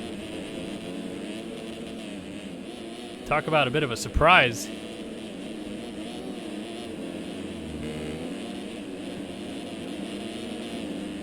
So almost at the 18-minute mark, which means we're looking at about 12 minutes and 2 laps left to go. There is a lot of time still at play for this race out front. Hubbard trying to put the pressure on Lang. Lang trying to keep Eagland honest. Hubbard's got a great drive through the rollers here. This might be the move for second. The VlastimX.com number 46 trying to go through. He goes around the outside. That is not the move at this point. You got to try to shut the door to get to that inside, but he's got a great drive through the second half of the rollers. And now Lang is closed back up on Eagland again. Three-rider train for the lead here. This is incredible stuff. Hubbard almost alongside Lang there for just a quick second and still trying to get that power down. I mean, nothing in it between the front three, but really, literally nothing in it between 2 and 3 right now, I should say. Got to keep an eye on where Payson Johnson gets to. He's currently 8th. So actually, as they run, I think Lang maybe just gets the championship lead. No, actually, now that I think about it, he'd be 1 point down in the championship. Trying to go to the lead, though, which would give him the provisional championship lead if Payson Johnson were to finish 8th in this one, which is 13 points. If Lang can win this one to get those 25 points, that's 12 points gained. He's only 11 points down provisionally, and Tyler Lang may very well be leading both the MX2 World Championship and the 250 National Championship by the end of the night here. But Jacob Hubbard has given him everything he can handle for second right now.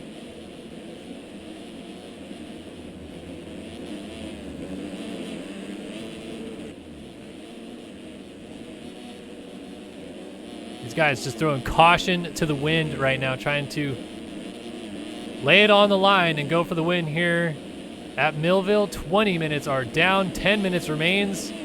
Who's going to win this second moto? And maybe who's going to win this overall, because Hubbard has something to say about it, I think.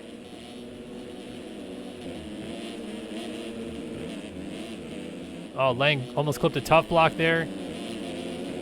And again, it seems like Hubbard got a little better drive into the rollers. Look at the speed he carries, but he's got to get to this inside, this outside that he goes to here. While it's probably consistent for him, it just loses him so much time. Even to get the speed back through the rollers in the second half, it doesn't seem like he's actually gaining time. If he can get down to that inside at the end, Lang actually gains so much time on Eagland in the second half of the whoops as well. That seems to be the time gainer for Lang every lap. And then Eagland started pulling away the rest of the track, essentially.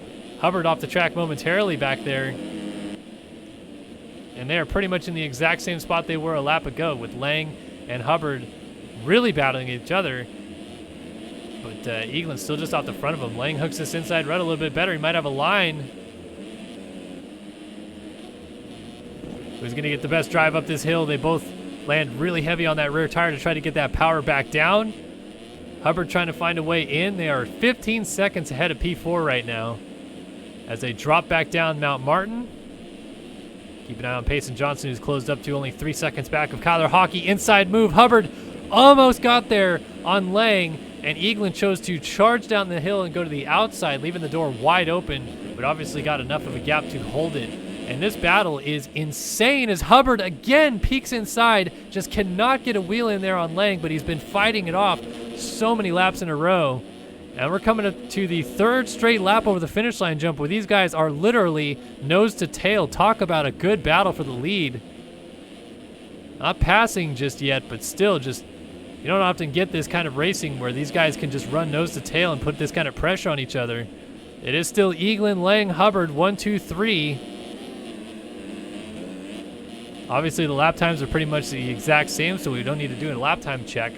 We just need to figure out who's going to pass who, or is it going to stay this way the rest of the moto? Something's got to give here. Lang trying this outside line to get a better drive into this table. Seems like it opened up enough of a gap on Hubbard. And remember, Lang is really good in the second half of the rollers.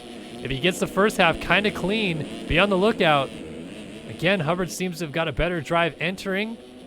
And then Lang really hooks this corner well. I think that's where it's gaining him time. He did not get it that clean this time. And Hubbard's got a good drive around the outside. This might be the move for Hubbard on Lang. Look at how close they are. Again, Lang catches up to Eagland so fast and tucks inside. Is that the move for the lead? It is. Momentarily Lang to the front. Eagland trying to fight back, but he's dropped back to second. What is this race right now? Bar to bar between Hubbard and Eagland for second. Eagland goes to shut the door at the top of the hill. And Hubbard, a nice scrub.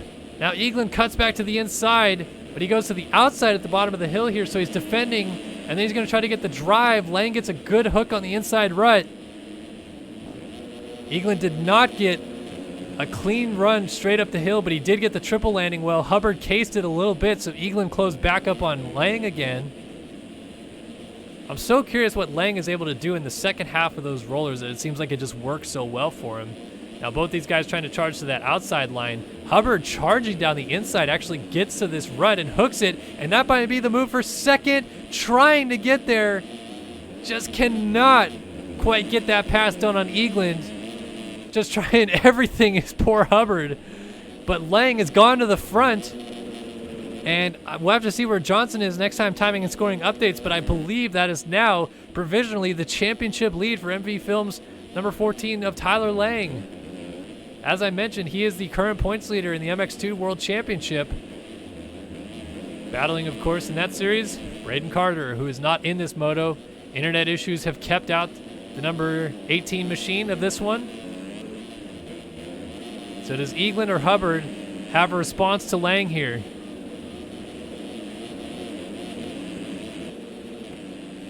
Hubbard's got a line down the inside of Lang trying to get there. Or I'm sorry, down Eagland, I should say. Can't quite get it done just yet. And they're still right on Lang, but Lang, this is his strong suit of the track. He doesn't seem to do that well. Oh, Hubbard sideways, and he's off the bike. Jacob Hubbard, finally, somebody falls in this group, And it's the 46 of Hubbard, but man, did he last for a long time there. 27 seconds ahead of fourth, which is now Dickerson. Johnson is up to seventh, which I believe actually puts them in a tie provisionally for the championship lead, because P7 will be 14 points for Johnson to the 25 that Lang is going to get for winning this moto. As I said, it was an 11-point gap entering this second moto, so a tie atop the point standings is what it would be after this one if it stays this way. I think Johnson might have something to say about this one, getting up inside of the top 5 perhaps before this is over, but Eaglin does not want to give up this lead. He is trying to go with Lang. And again, he does not need to win this second moto to win the overall, because he already has it with that 1-2. Lang was not second in the first moto, so he cannot win it from this point. He just is trying to get it maximum points by winning the second moto.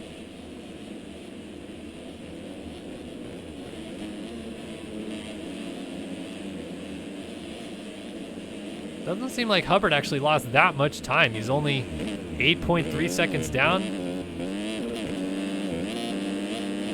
All right, Payson Johnson is caught up to this group of Mills, Anderson. I think Dickerson just off the front of them, about 2 seconds ahead, so this could be a good opportunity here for Payson Johnson, even as afforded a fall-off crash behind him 10 seconds back to Hockey. Might need it, though, because he's getting a little frisky at the bottom of the hill. Down the inside, gets by Mills. Good move inside. Dives in there by Payson Johnson. Now tries to go after Felix Anderson. So as it sits, that saves the points lead. Red plates solely on the back of Johnson's plates right now, but he gets by Anderson as well to give himself one spot better. Now a 2-point provisional championship lead.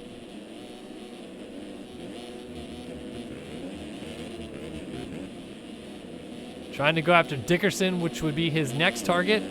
But I think that might be as far as he's going to get, because 27 minutes into this moto, P4 is about as good as he can expect with Hubbard so far ahead of him.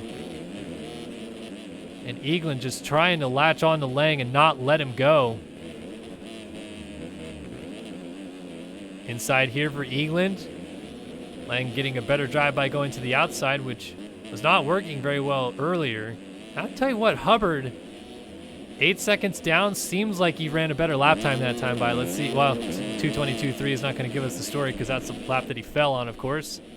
Back to Johnson and Dickerson through the Millville whoops.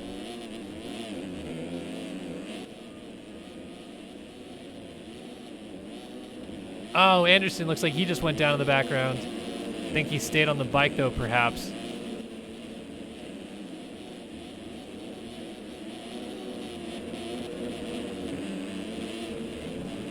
So Johnson trying to close up here on Dickerson and put the pressure on him.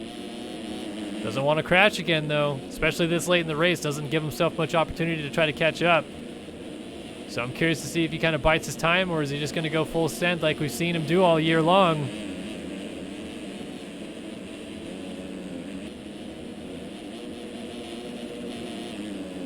Gets a good drive up Mount Martin.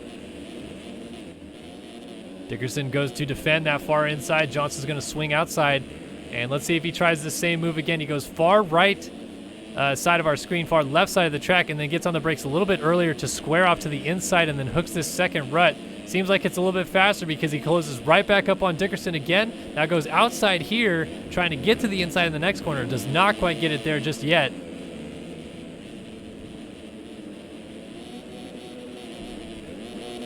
Trying to scrub down that table. Dickerson trying to hold him off.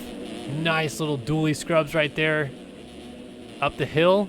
Like I said, this is a situation where Johnson absolutely cannot fall off here. He's going to lose too many points with Mills still in striking distance.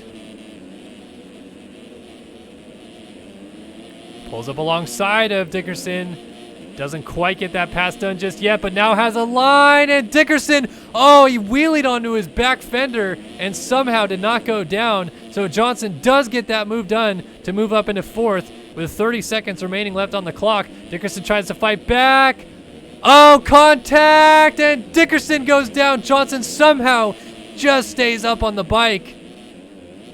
I think that was just racing there. Unfortunate for Dickerson that he goes down, loses a spot to Daniel Mills. Anderson did actually fall off there, it seems like, because he's lost a lot of ground. And wow, actually, you know what? Hubbard is not that far ahead of Johnson. Third could be a possibility here.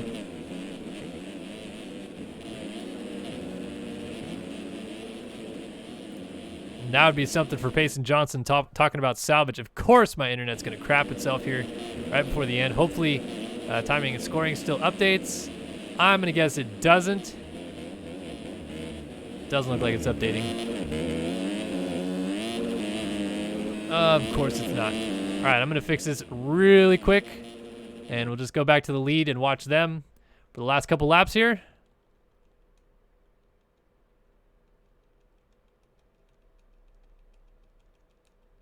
Go, go, go, go, go, go, go, go. All right, back to Eagland out front. I'm sorry, Lang out front, I should say.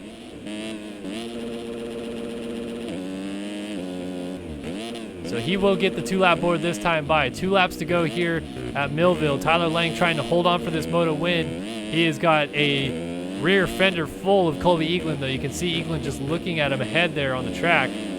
Lap traffic is going to enter in between the two of them.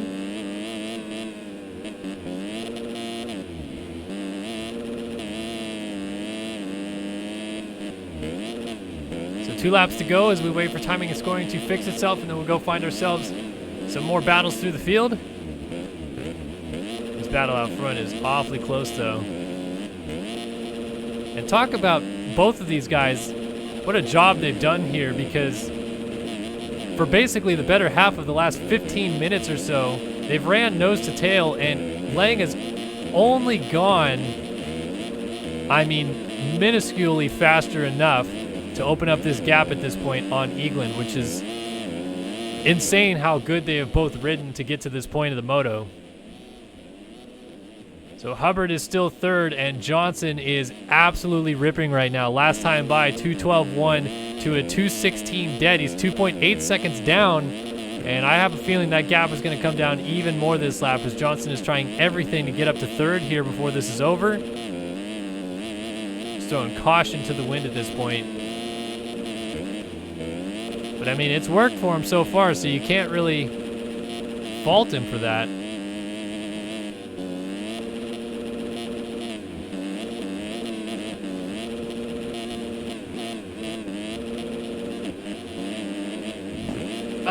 No, he's off the track and goes down. That might spell the end of his chance to get Hubbard at least, so he'll probably end up fourth in this moto, unless he has something else go wrong, and then Mills and Dickerson are both looking to pounce on the opportunity.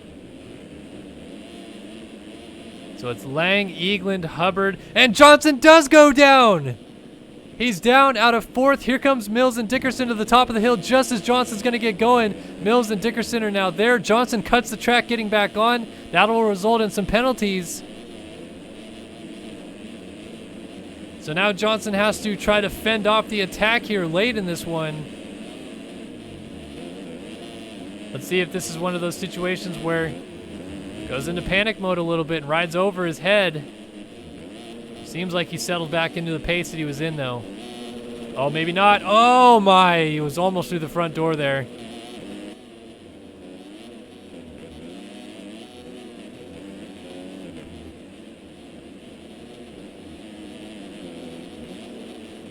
.3 seconds out front. Lang is potentially on the way to winning this thing. But all eyes on Payson Johnson, Daniel Mills, Isaiah Dickerson to see how they out.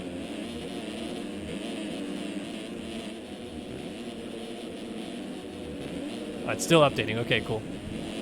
Perfect.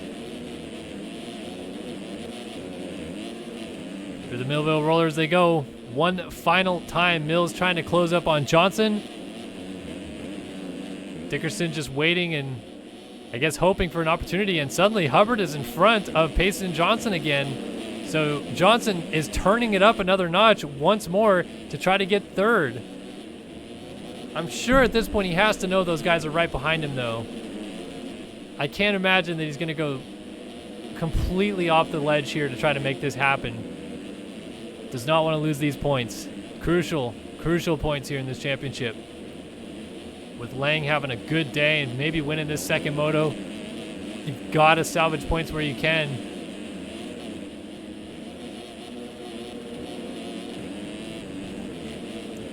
Long drive up Mount Martin. Johnson trying to get there on Hubbard, but cannot. Like I said, just cannot go down here. He's got to stay on two wheels as he's driving deep down the hill once again. So hard into this rut. Hubbard defends well. And up front, Tyler Lang is going to do it in this moto. A charge to the field in the first moto, salvage points. This time he comes through and straight up wins it. Moto 2 belongs to Tyler Lang at Spring Creek, but Colby Eagland wins the overall of the Spring Creek National. His first overall of the season, I should say. Hubbard is trying to hold on for dear life to this third spot as Johnson goes deep into the final corner. Hubbard in and out of the final corner will take third. Johnson ends up fourth. Mills and Dickerson right behind him, fifth and sixth, only about 3 seconds total down behind. And Anderson is going to end up seventh. Tyler Hockey trying to hold on eighth over Sullivan. We did not see too many midfield battles in this second one with how crazy that lead battle was for so long. Didn't want to turn away from it. Inside, Sullivan gets into Hockey. They're both down. Hockey gets a turnaround first, but then gets stood up on the tough block, trying to get going. So Sullivan's last-ditch effort will work. In the end, it pays off. And Sullivan crosses 8th. Hockey crosses in 9th. Burns looks like he's going to get 10th. 11th for Roy Mitchell. 12th, Benjamin Saves. Wilcox trying to get 13th on Vanderbeek.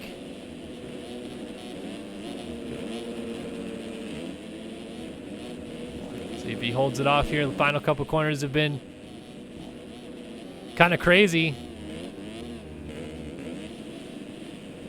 And it does seem like Wilcox is going to hang on here through that final turn. Oh, he actually gains a spot. Saves was down, and Saves puts his teammate Vanderbeek on the ground in the final turn. Tyron Tomich comes through the final corner, and he will pick up P15 here. 16th is going to go to Owen Hillman. 17th is going to go to Daniel Paz, just ahead of Ethan Gerst, so maybe not. No, Paz will hold on over Gerst. Just barely 1/10 in it. 8/10 back is Cooper Hunt in 19th. And 20th, final points paying position to Neil Fitzpatrick. Thomasuna coming through. He's going to end up at 21st. Just misses out on points in this one. 22nd for Trent Shepard. 23rd, Copeland. Prin, first man a lap down in 24th. McDaniel, 25th. Guy, 26th. 27th, Alexander. Garrett, Speck, Love, Reyes, Cross, Hans, Spencer, Nygren, Jackson all did not finish this one. And, of course, Braden Carter did not start this second moto. Internet issues derailing the freight train there, and cuts come in. Payson Johnson did lose 2 positions. He ends up 6th. Like I said, those cuts are going to come back to bite him, getting back on the track sideways there. 6 seconds of cuts. He drops back to 6th in this one, which means it is a 1-point difference between Johnson and now Lang at the top of the sheets in this one. Crazy finish there as Hockey also gets around. Couple people on cuts by the looks of it. Everybody getting shuffled around on cuts. It's kind of all over the place, but that is going to do it. 250 class done here at Spring Creek. We'll be back on the other side of this quick break as Colby Eagland has won the Spring Creek National. Tyler Lang wins the second moto. And we'll be back with more 450 action. Do not touch that URL bar. We'll be back here with more of round 6 of the 2020 Ride365.com Nationals in MX Simulator.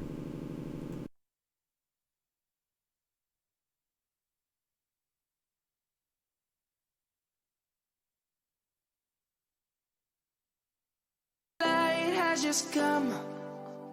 We must never stop the way. Yeah.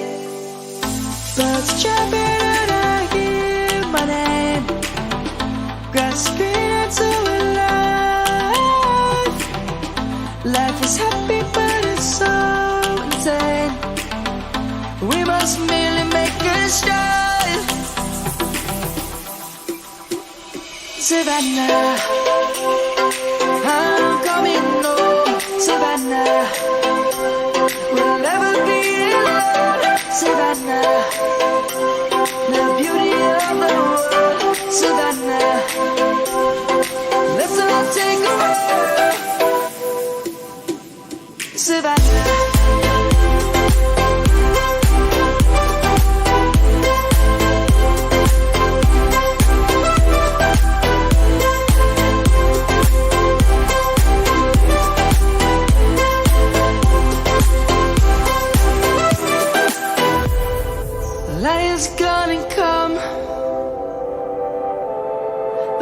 have just begun.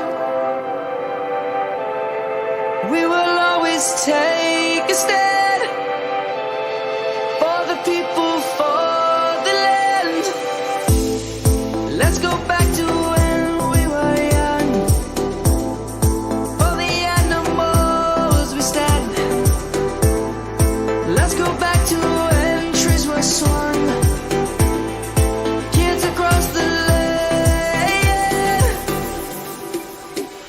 Savannah, I'm coming home. Savannah, we'll never be alone. Savannah, the beauty of the world.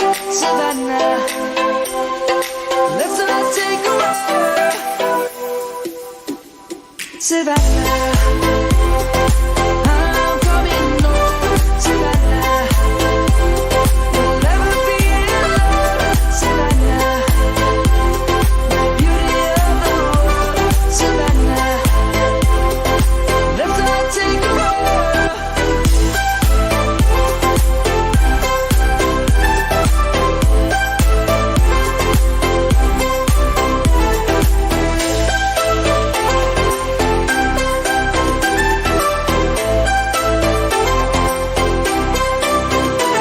Savannah, I'm coming home. Savannah, we'll never be alone. Savannah.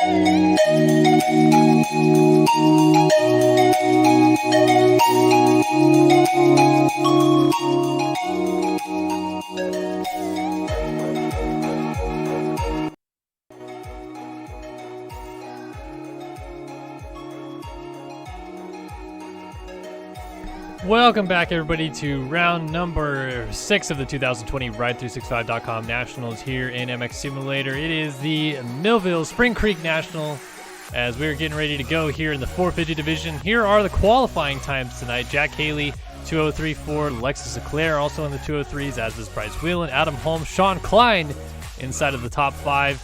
And I think I just saw on the server that there's going to be no consolation race, so actually we're going to go ahead and just jump right in. But here's the point standings. Only 10 points in it between Leclerc and Haley, and another 30 points between Leclerc and Holm. Colton Mitchell also in the mix here as well. Walter Gebhardt.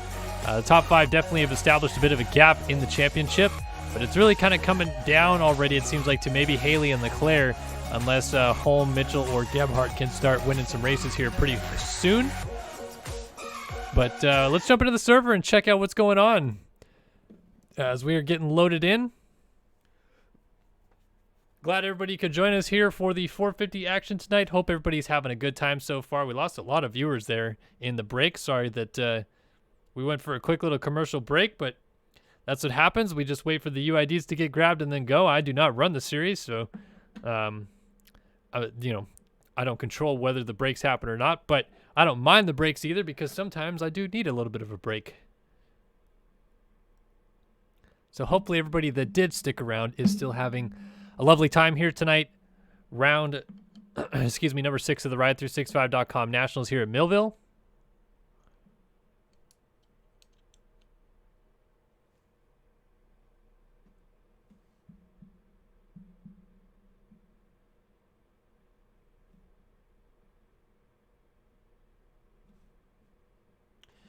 And we're now loading into 450, moto number 1.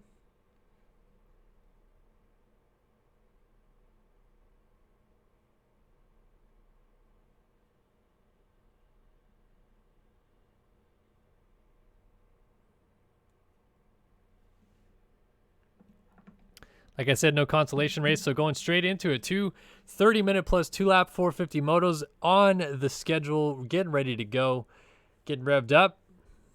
And we've had a little bit of a weird night. I've had some internet problems myself, but we've also had a couple server issues, it seems like. Some people having some internet issues. I'm not sure if it's related or what exactly is going on, but Braden Carter, the biggest victim of them all, having some serious internet issues, cost him to not even start the second moto here in the 250 class earlier tonight. So we'll have to keep an eye out on our championship contenders, make sure everybody gets into the motos and everybody's doing all right there.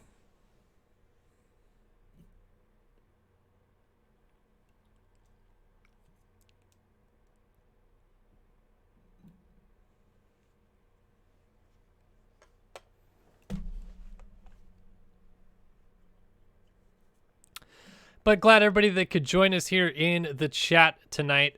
Just want to remind everybody again, I probably should have said this at the beginning, but the 8th round of the Grand Prix Championship, which will be run on Monday night next week, I will not be broadcasting. I will probably do a delayed broadcast similar to the one I did at High Point. I'm hoping to do it Tuesday night that next week, but it may get pushed back a little bit to Thursday or Friday. Instead, I will be at the Pulp MX show, co-hosting the Pulp show with Steve Mathis. So if you want to tune in at the YouTube channel over there and watch that instead, that would be really cool. And then we'll be happy to bring you guys the 8th round of the Grand Prix Championship at some point next week. Just letting everybody know, a little programming alert about the live broadcasts that we do here. There will not be one next Monday night.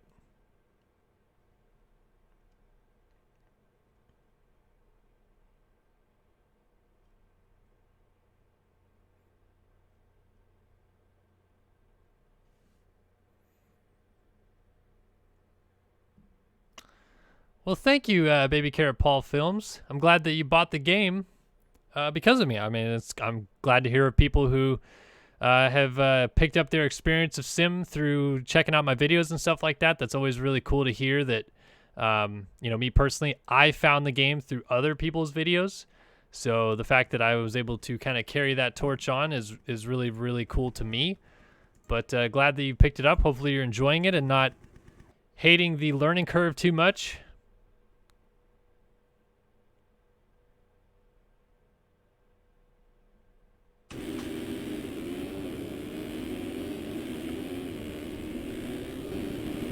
All right, everybody out on the track getting their little pre-race session in, which is the parade lap right now.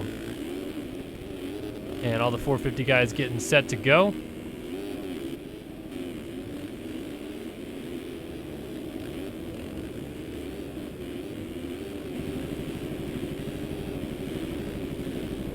Oh, Eric. Oh, no.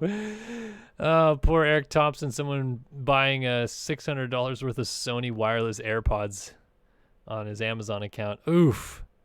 I'm sorry, man. Well, sent Eric a t-shirt this week. I'm planning on doing some more giveaways, giving some t-shirts and some coffee mugs away. If you guys want some merchandise, head down to the description below and get some SYS merch. But we'll be doing giveaways at some point, so keep it on the lookout there. Either way, folks, it's time to go racing here. 450 motocross moto number 1 here at Spring Creek in Millville. Leclerc with that red plate. Can he hold it another week? Let's find out right now. We're looking at Adam Holm, and he does us proud through the first corner. The Studio 8 Hole Shot Award goes to Adam Holm. Jack Haley quickly takes over the race lead, and surprising, this is one of the few starts I've seen Leclerc not at the front of the... What the heck just happened? Someone comes flying through the screen. Do we have a red flag situation? We do have a red flag situation. Oh my goodness, what a bummer, as Haley and Holm both finally get much better starts than Leclerc, and of course, it's going to be red flagged. I am not sure what just happened that caused the red flag, but clearly it seems like some people realized it pretty early on. Haley is... Wow. What a bummer. I think these guys would have liked to...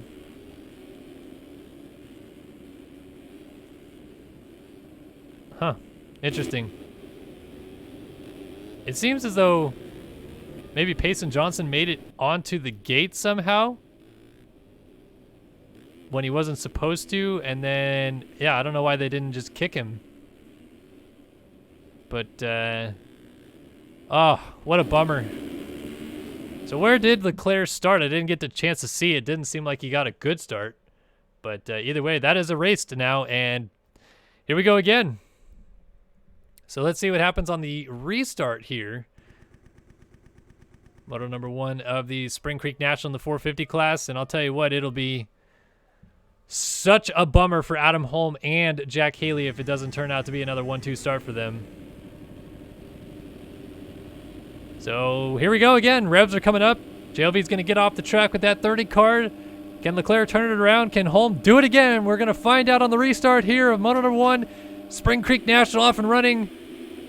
Much better start for Leclerc this time. Holm still gets a pretty similar jump and controls it into the first corner. Leclerc gets kind of stacked up, and this time it's Adam Holm's Studio 8 Hole Shot Award. He gets taken out by Leclerc in the second corner. Leclerc puts Adam Holm down. Haley does get a good start, but the hole shot that Adam Holm gets is immediately erased as Leclerc's lag puts Adam Holm down in the second. It is Leclerc from Haley. Seabolt's up here. 66, that Ohlert with a good start. Yeah, it's Casey Ohlert. Cohenauer's got a good start. Chase Blakely's up here. Adam Holm just getting shafted right now. Way, way, way back here now after getting that hole shot. Let's see, where is he? Still don't see him coming through. Oh, he's way back here. Look at this. P27.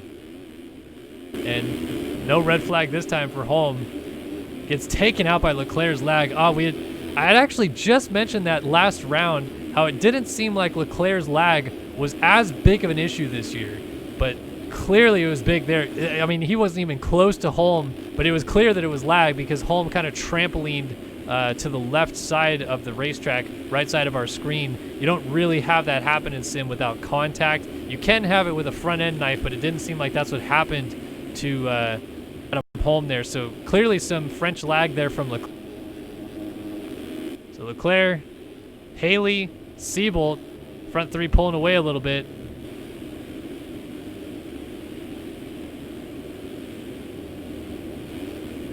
Oh, Leclerc slides out and takes Haley, so Seabolt leads the first lap of the race.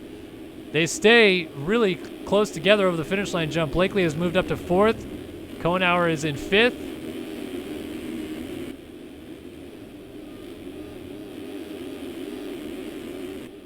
And Leclerc now suddenly has a little bit of work to do here. Normally likes to get out front and set sail. Boy, did he get a mulligan and a half with the restart in this race.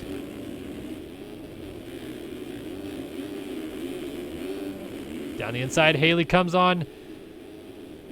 Alexis Leclerc trying to get the pass done. He's going to squeeze down to the inside and try to hold it. Leclerc goes outside trying to get the drive the other way, but Haley seems to have gotten a better drive and will hold the position. And of course, my timing and scoring is completely messed up. My internet is just being garbage tonight. I'm so sick of it already at this point.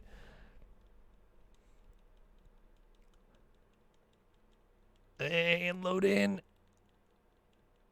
There we go. Okay. All right, back in. And back to our lead trio. Siebold up the hill ahead of Haley and Leclerc. Chase Blakely now comes through fourth. Cohenauer is in fifth, just ahead of Devin Davis, who's another rider that we have seen have some internet issues earlier tonight. He said his internet went out for 30 minutes and finally came back on, and he was one of the people that had his internet go down the same time Braden Carter's internet went down, so there's a plethora of errors there. But Davis just praying his internet does not go, so he put it in his name to put the internet gods away from him as Davis goes down on Cohenauer. Cohenauer gets plowed into by Whelan, that is. So, and then Cohenauer gets up and immediately goes back down. Riders diving to the left and or right of Cohenauer. That's Ohashi and Parks that went by him. Castellaneta also moved through. I still don't have the Nova GFX bikes. I don't know. I just went through and downloaded everything again this week, and I still don't have them, so I don't know what the heck is wrong with those bikes. Casey Ohlert getting passed right now by Brandon Holmes on the number 62 rival decal machine. Holmes trying to go with Davis ahead of him.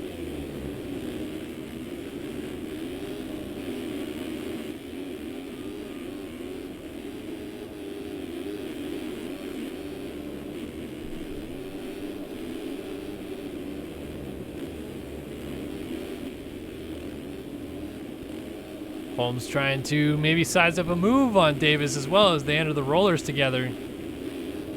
See if he can't get something done here.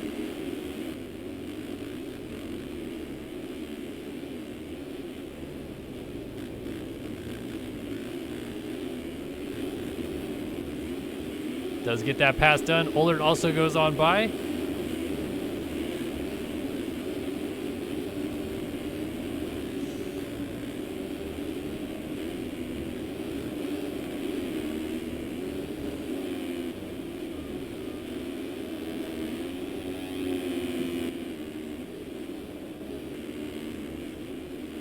So it's Siebold from Leclerc, and now Blakely has moved up to third. So Haley's dropped some positions here. He was actually in second at one point.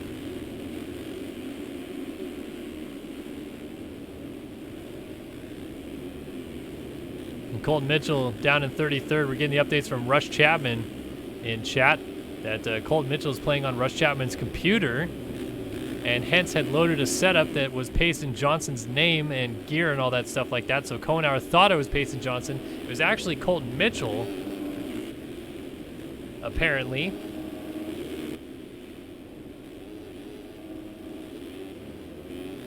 Around the outside, Haley going to get back on by Blakely.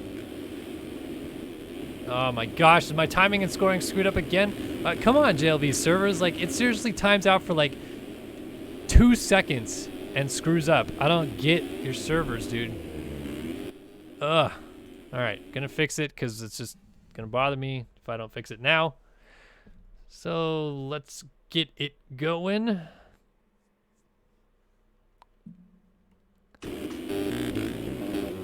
Go back up to our leader, which is Siebold.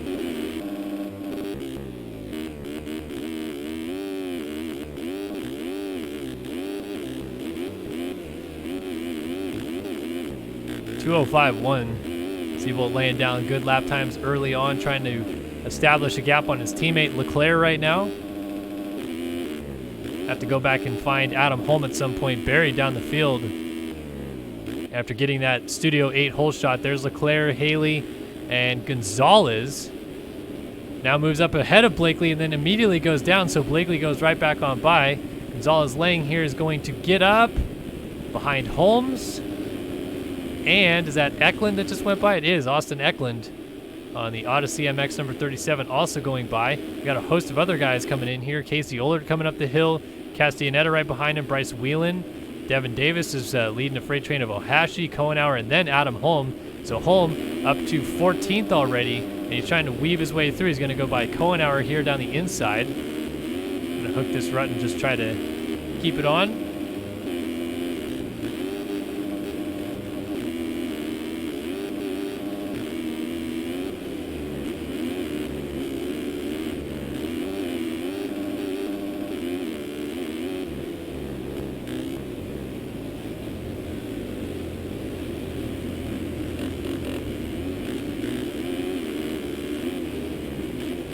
Ohashi right in front of Adam Holm here, and Devin Davis in a little bit of a battle. So we got kind of a freight train established.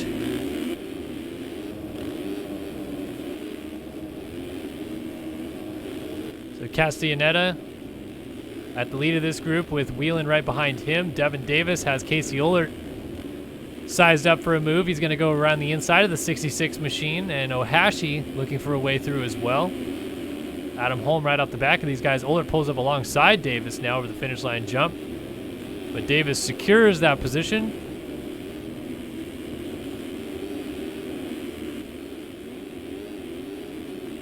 Terrific fighting here inside of the top 10 though. Davis, Ohlert, Ohashi, and then Adam Holm. Holm just trying not to get caught up in the melee, it seems. Doesn't want to fight in with these guys just yet, waiting for them to either make a mistake on their own or give himself a good opportunity to go through as he makes a pass on Ohlert there. Next up will be Ohashi, Kohenauer right behind them, and actually Holm bounces into Ohashi and puts the 71 TMFR rider down. So Holm taking no prisoners today. I stand corrected. Still Seabolt leading though. Coming up on the 10-minute mark with Leclerc giving chase. As they come on down the hill.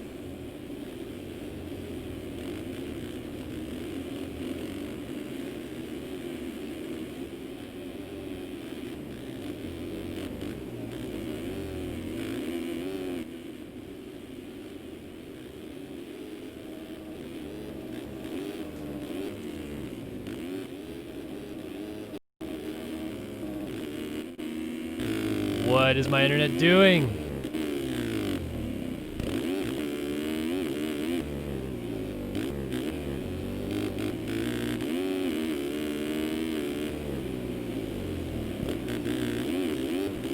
.206.4 for Leclerc last time by. Does not match Seabolt's 205.1 so far, but he is reeling in the number 19 machine. So Leclerc suddenly caught fire a little bit here in the mid part of this moto, and has reeled in his teammate for the lead. So let's see, here in about a half a lap, we'll stick on board with him and see whether or not he can close it down enough to maybe even size up an opportunity for a pass. Leclerc gets so much power out of his 450 with the gearing that he runs. He carries so much momentum through the rollers there.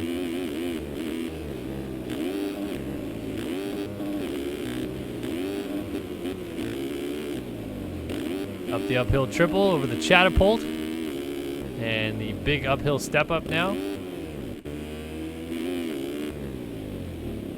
Wow, Leclerc launches down the hill and still gets on the brakes in time to get to the inside. Incredible. But actually did lose a little bit of time to Seabolt at this point. Kind of hovering around that 1 to 1.5 second gap.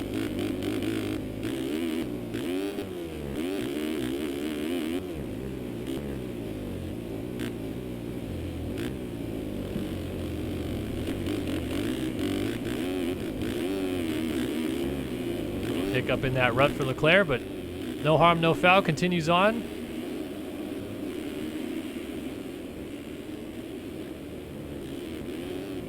Adam Holm has got around Devin Davis, who just went down. So Ash Deering gains a spot, as does Casey Ohlert. Jeremy Kohenauer, as they're going up Mount Martin right now.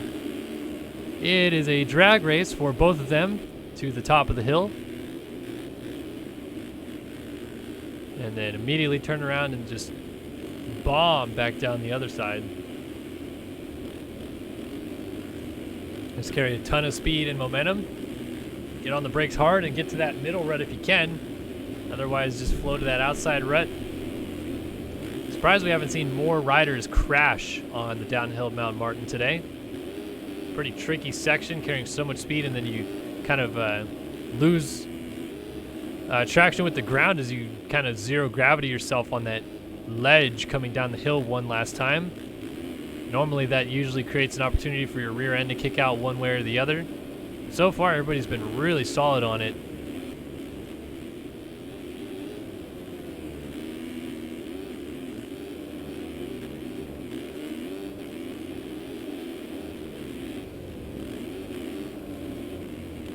looks like Brandon Holmes got around Chase Blakely. So Brandon Holmes feeling the flow here today.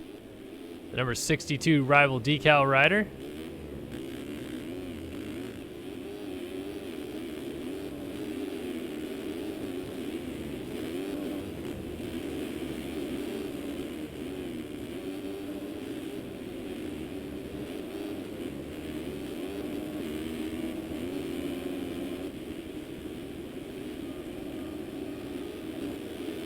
Not a whole lot of battling going on right now.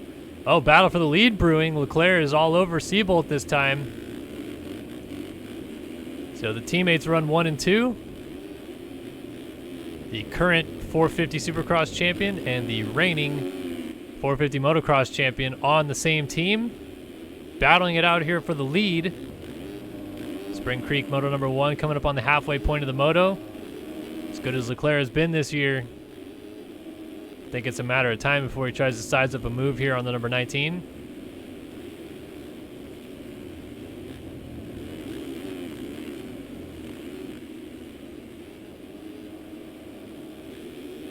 Over the finish line jump, and now at the halfway point of the moto as we are 15 minutes down, 15 minutes still to go with 2 laps tagged on at the end, of course.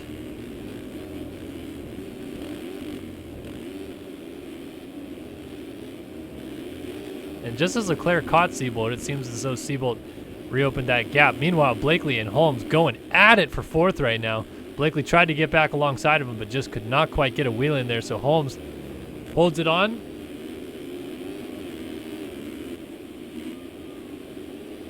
Eklund creeping into the picture back there on that 37, and Holmes goes down. Brendan Holmes hits the deck.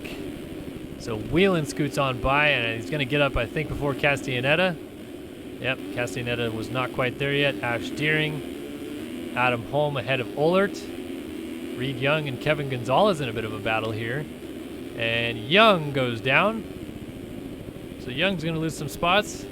There goes one of the MV Films riders. That might have been Kohenauer. That was definitely Davis going by. So a couple of spots. It was Kohenauer. I was looking for the yellow boots and didn't see him, but Kohenauer in those, I think those are the Nike 6.0 boots.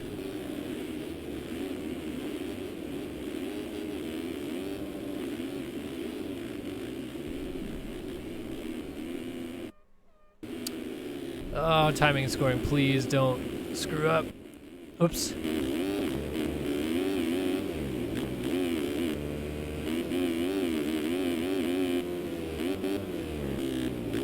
Let's see. Close battle here, Reed Young, Devin Davis going at it. Always a good idea to look at the track map and see. We're watching some battles happening. Davis and Young seems to be the good one to keep an eye on right now.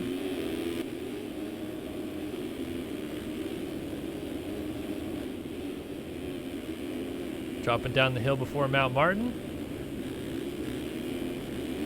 Oh, and Young goes down. Ah, 2 times in a lap for Reed Young to go down. So Ethan Parks goes by. Ohashi also goes by. And Carpenter, P18. Guillaume Maquignon. I am just botching that name. That is a tough name to say screwed up. Give it a second to try to correct itself, but it probably won't.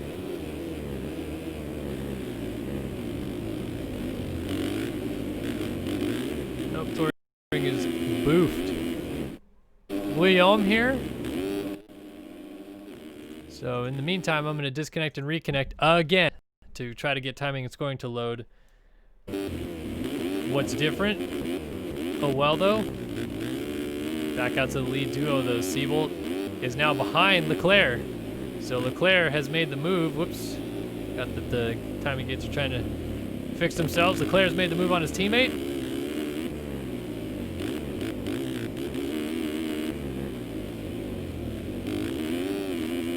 Still pretty close, though.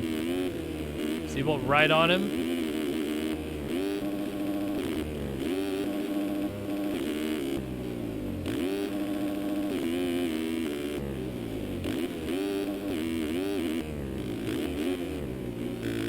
.3 seconds in it, and it's still just the 2 of them. Haley a little further back, maybe about 8 seconds or so down off of them right now. They're trying to keep it close, and then the front three are gone. Whelan has moved up to 4th ahead of Brandon Holmes. They're coming down Mount Martin right now, and Blakely's trying to peek up the inside of the 62. Not going to get it done, though. So the 21 lives to fight another day.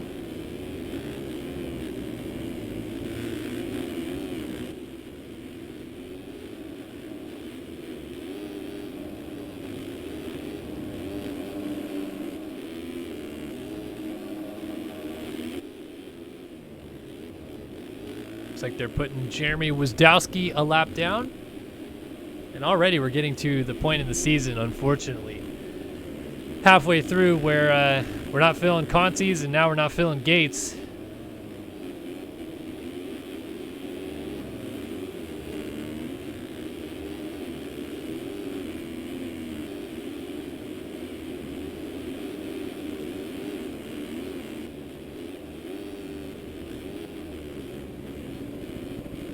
Oh, Whelan down out of 4th. Holmes goes by, Blakely through, and Eklund is going to get there just as Whelan gets going. It is going to be a fight between the two of them. Eklund goes around the outside as Wisdowski trying to stay out of the way. Eklund makes that pass, so Whelan goes back to work.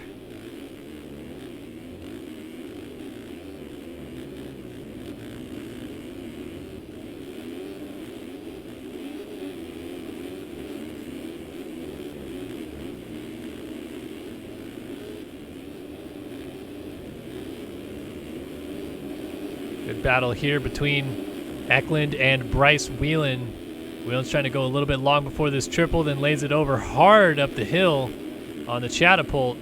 And again, a good scrub at the top of the hill, but he comes short and then clips the SpongeBob on the inside.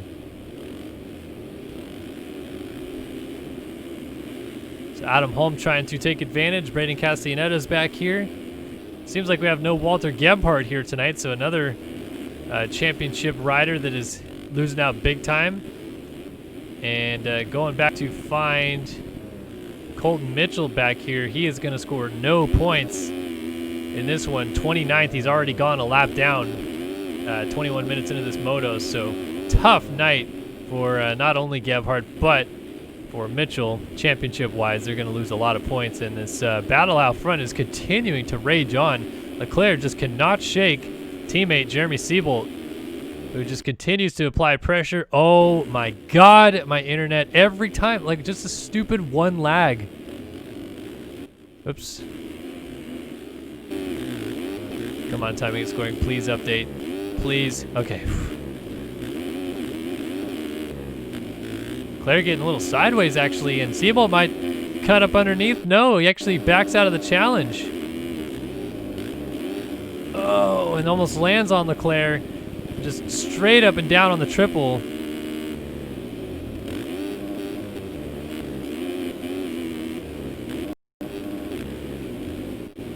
Look at lap times, 2:06.7 last time by both of them in the 2:08s. Haley has actually closed this gap down quite a bit, down to 5 seconds. And remember, Haley was your fastest qualifier, only by 1/10 of a second, but still seems like he's feeling the flow on this track. And we all know how Haley can get late in motos when he's feeling comfortable on a track. And with the 2 leaders still right in front of him, he's got some carrots dangling ahead of him to go after. Going to close up significantly here on Siebold.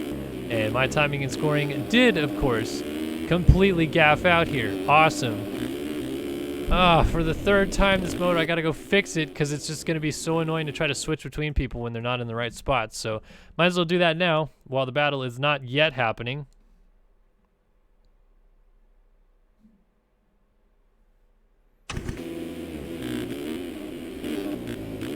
So back on board Leclerc out front. Siebold right behind him, and then Haley right behind that. So you can see Haley really not too far off of Siebold now, which is what the green dot is on your screen. But Leclerc just about to enter the sand rollers is what his real target is here, because he does not want to lose more points to Leclerc, already 10 points down in the championship. If he can go out and win this moto, obviously claw some points back.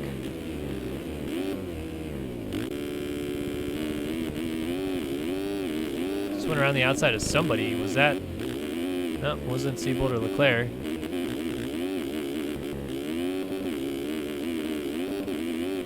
Oh, Haley just absolutely flying right now. And Leclerc actually about to run into some lap traffic here that could come into play. He's got 3 riders right in front of him. He's got a 2-second lead. Siebel coming down the hill right behind him. And look at Haley has caught this group so fast.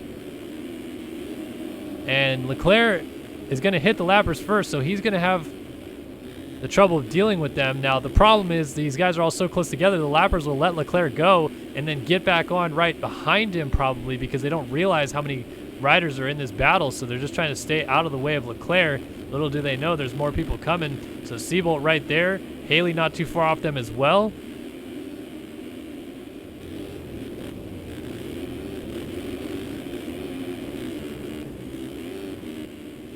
Got 5 minutes and a couple laps left to work with. Siebold trying to close up here on Leclerc.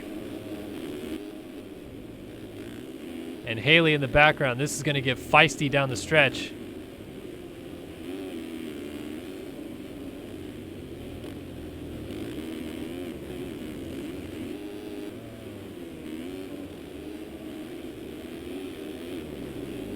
Over the finish line jump they go, and suddenly Siebold got the bit between his teeth here because he is closing back up.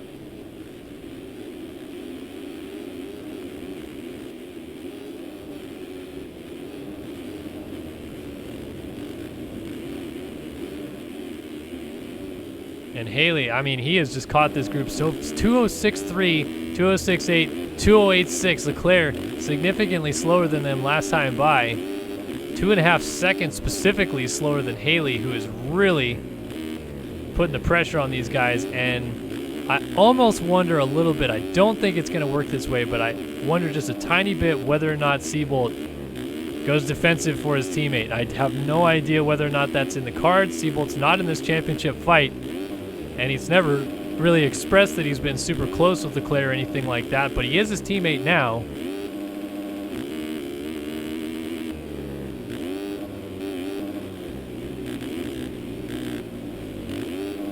Let's see what happens here. Leclerc, first rider on shot ahead of us. And then Siebold right behind him is what we're looking at as the closest rider to Haley as they all funnel up Mount Martin once again. Coming up on 27 minutes into the moto, and this is getting to crunch time for our front three. Leclerc, Siebold, Haley, pretty much nose to tail at this point, almost nothing in it. And Haley has methodically worked up to this. Around the outside, Siebold trying to get around Leclerc, who was having all kinds of problems down the inside, but he just could not quite get the pass stuck in there, so Siebold now falls back behind him. And Siebold blows the rut, so that's going to be P2, an easy P2 now for Haley. 1.3 seconds in it. Now what has he got to close down on Leclerc with 2.5 minutes and 2 laps still to go? Adam Holm has clawed his way up into P5. And over the finish line jump they come. Looking like 4 laps to go here. And Leclerc just made a big mistake, went off track, so Haley's going to try to take advantage of it. Oh, look at how close Haley got to his rear tire. Now tries to peek up the inside. Leclerc shuts the door, so Haley just takes a different line altogether, goes around the outside, and makes the pass for the lead. Jack Haley to the front at Millville.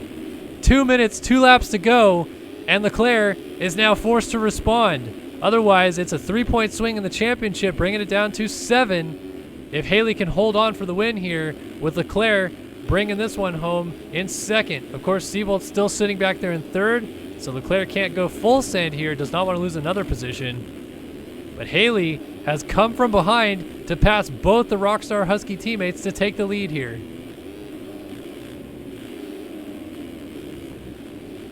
Incredible stuff from the 2019 Supercross champion Jack Haley.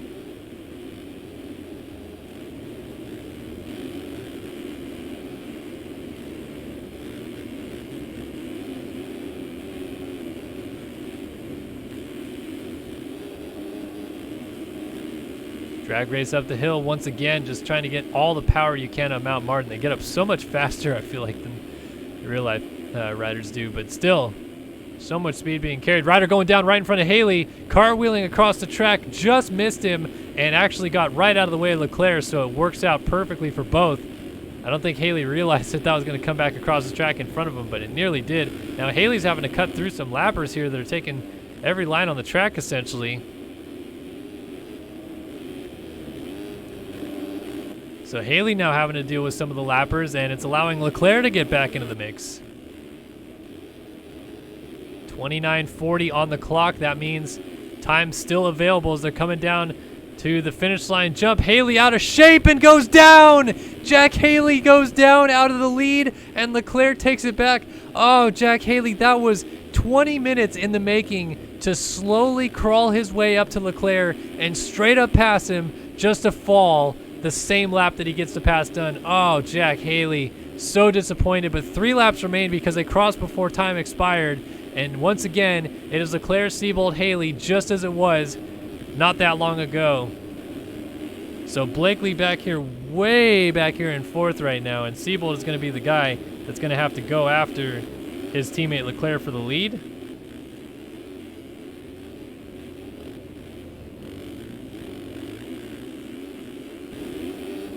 So it's not completely out of the water just yet for Leclerc, because Seabold's coming. Ryder's going down. Seabold just barely avoiding him.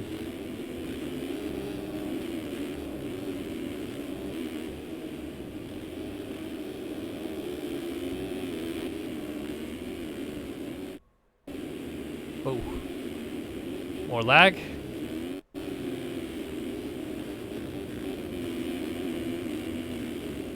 Oh, Seabold's got a great drive up the hill. If he can scrub this triple well, get the power down, he's going to be right on Leclerc at the top of Mount Martin here.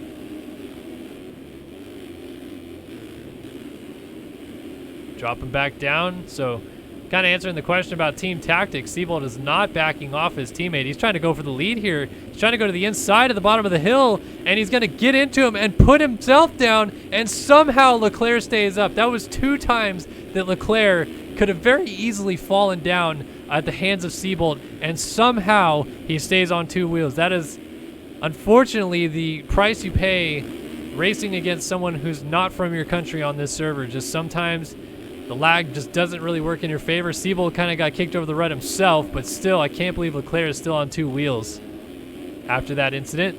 So Leclerc continues on his merry way, and he's going to get the 2-lap board this time by... I mean, they just missed the flag last time, so yeah, 2-lap board is out. Seabold has to go back to work. Haley has lost a lot of ground, and Eklund's passed Blakely for 4th. So these guys continue to jockey positions around. Holm is now ahead of Blakely. He's up to 5th again, and he's going to try to go after 4th ahead of him.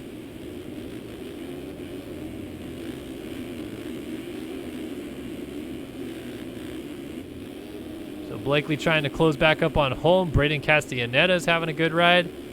And Ash Deering coming up along the way behind them.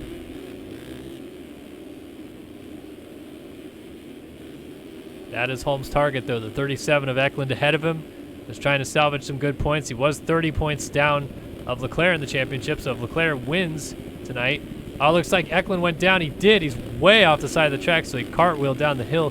Just as I said, people were not crashing at the bottom of the hill. It seems like a lot of people are suddenly crashing at the bottom of Mount Martin.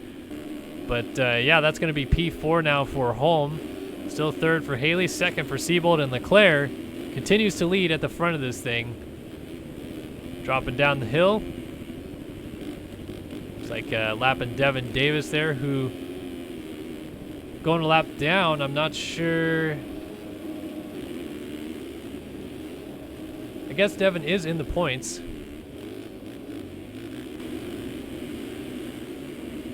Huge gaps, though, throughout the field. Some of these guys 2-3 laps down already.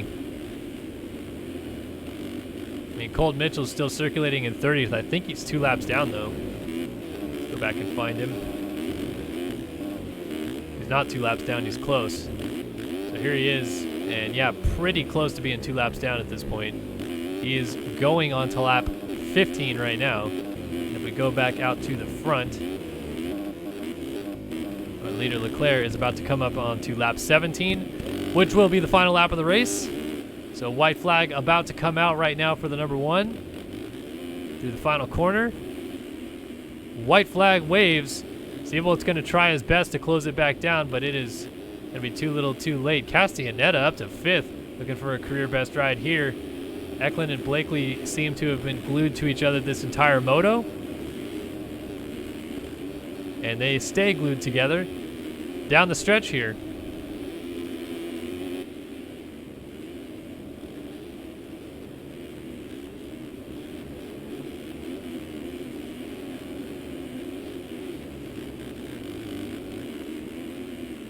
Eklund off the side of the track, just missing a tough block there. Got to be careful not to push the limits too much.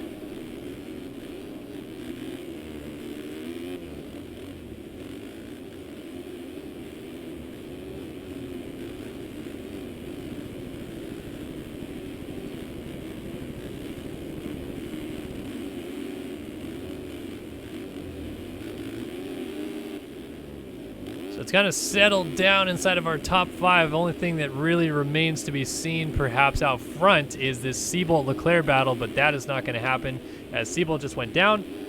And Haley's not close enough to Seabolt, so that's not going to matter. Eklund and Blakely might get to Castellaneta before this is over. Deering and Holmes are behind them. Gonzalez coming through, but he just went down. And Ethan Parks in P11 is getting the blue flag right now, so the 250 guys, they didn't even lap into the points either moto. In fact, I think the highest they lapped was 24th in the second moto. Leclerc on the verge of lapping 11th in this one, which is insane how good Leclerc is riding this track. But, I mean, you got to give credit. Seabolt and Haley essentially matched him. They just could not keep it on 2 wheels late in this one. And I think Ethan Parks is going to take this P11 and just let Leclerc go with 1 turn to go. Yep, just lets him by. So Leclerc gonna bring it down the final corner, and moto number 1 here at Spring Creek belongs to the Frenchman. Alexis Leclerc has done it at Spring Creek. It was Parks and Klein crossing the line behind him, 11th and 12th. 13th appears to be Kohenauer. 14th was, I think that's Kyle Carpenter on the 43. Then Devin Davis was 15th. So Seabolt crosses the line 2nd. Haley's got 3rd, all but wrapped up. Holm is in 4th. Castellaneta is going to deal with Austin Eklund here on the last lap of the race. Not out of the water there just yet. Whelan comes across 16th. 17th is the 27 of Wilcox. 18th for Casey Ohlert. It was Kyle Carpenter on the 43. That's right. Okay. Just now learning everybody's numbers, you know, as the season goes on. Jeff Cooper was 19th and 20th. Dylan Long picking up some points. We're watching this Castellaneta Blakely Eklund battle for 5th coming to the flag.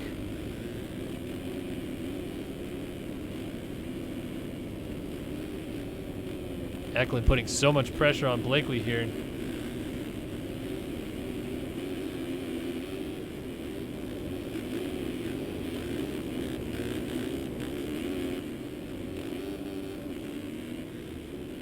Looks like they're going to stay in position, though.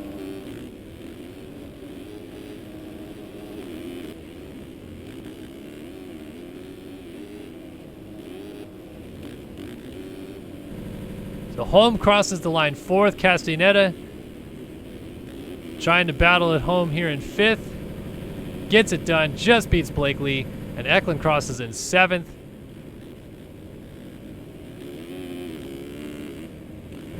Ash Deering comes across 8th.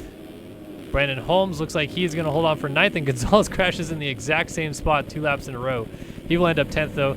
And as mentioned, it was Parks 11th, Klein 12th, Kohenauer 13th, 14th for Carpenter, 15th Davis, 16th was Whelan, 17th for Wilcox, 18th for Ohlert, 19th for Cooper, and 20th Dylan Long. So we'll wait for cuts to come in. Got a couple more people still circulating.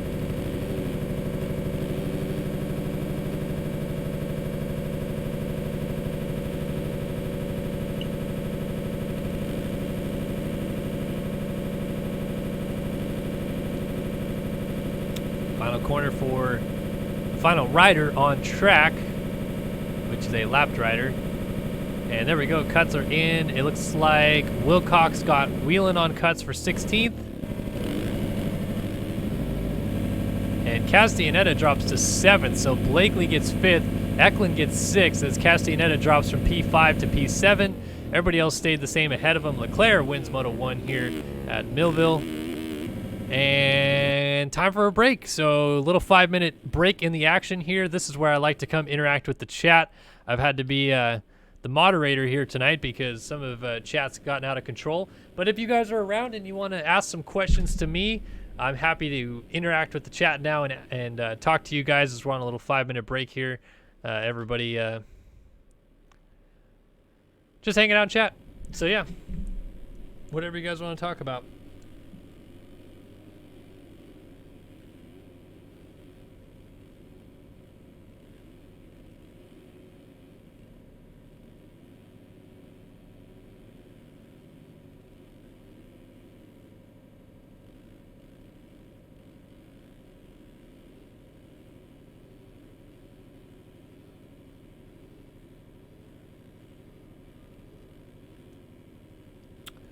Alrighty, let's see what is going on. What are good advanced settings? So we have very in-depth tutorials. If you go to startyoursystems.com and then head over to our MXS tutorials section, you can search by playlist. Like go to videos, search by playlist, MXS tutorials. We have very in-depth advanced stability settings that you can use there. I don't know what happened to Dade Honeywell. He just kind of, I guess, stopped racing. Happens to everybody. I mean, I'm the same way. I just eventually stopped racing and did broadcasting instead. Other people stop racing and stop playing the game. Some people stop racing and do other things. I don't know what happened to Dade Honeywell, though.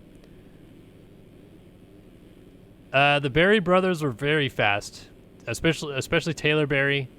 Adam Berry won a 250 Supercross. Taylor Berry won several Premier Supercrosses. And, yeah, they ran that Berry team really, really well. I missed that team. I was on that team for several years. We were fully sponsored by Fly Racing, which was incredible for a video game, but it was a lot of fun, good group of people, and where I met Jeremy Hinters, who helped me start the channel, obviously. But, yep. I know Taylor Berry has started playing the game again recently, but I'm not sure what the Berry brothers are up to these days too much.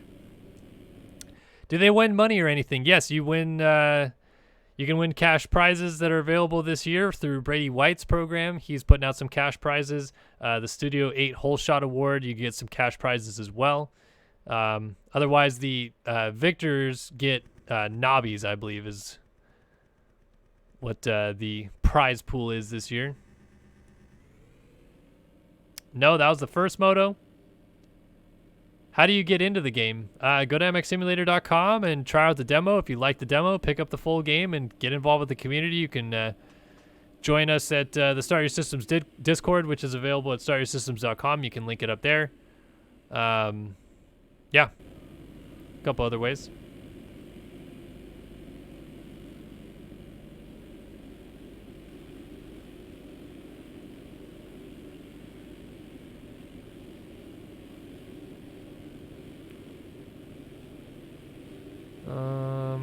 Let's see.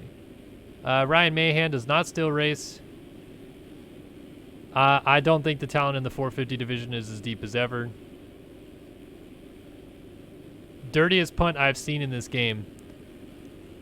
I mean, I've seen people fifth taps from off track kill people. That was Gunnar Fugler's thing to do. Did that to me a couple times. So I guess that's the dirtiest ones. Anybody from off track?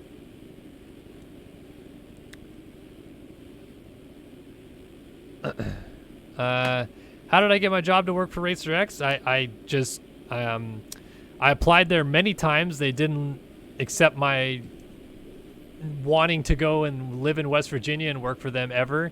But then Weege's son, Jason Wygant's son Lane, found our YouTube channel and was watching a bunch of videos, and then Weege started watching my videos, realized that I guess I knew what I was talking about, and called me up one day and was kind of like interested in bringing me on board to do some things. Like, he didn't really say what, and then eventually they just full-blown offered me a full-time job. I'm still kind of shocked that I got the position in the first place. But yeah, it was a lot of help from this YouTube channel, but kind of getting my name out there. I was already a journalist. I'd worked at verbmoto.com for 4 years. So, you know, get a college degree, build a huge YouTube channel, and get to know a bunch of people, and never stop applying for your dream job, and eventually, apparently, it works out. 450 Moto number 2 is coming up next. Dennis does still race. I don't play sim with Travis Markstrom Pulp, and I guess you would call us friends, but I talk to him from time to time, and I know he does play sim, but I just know we don't play together. Do I reckon Root and Fresquez would be better than Leclerc if they still raced? If they put in as much time, I think they could be as good as Leclerc. Fresquez at many times was better than Leclerc, and I think Root was as well, but I think, we will never know because they don't play anymore. You need a pretty good PC to run sim. There's a spec model on mxsimulator.com that you can look at to see how good of a PC you need.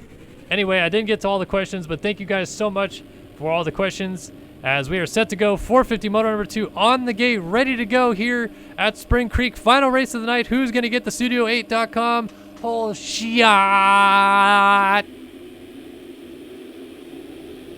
It looks like it's coming from a Honda, perhaps. Is that Cohenauer? No, it looks like it was Peter Leicht, but Haley gets the Studio 8 Whole Shot Award ahead of Dylan Long, who crashes coming out of the second corner. Jack Haley leads away from Leclerc.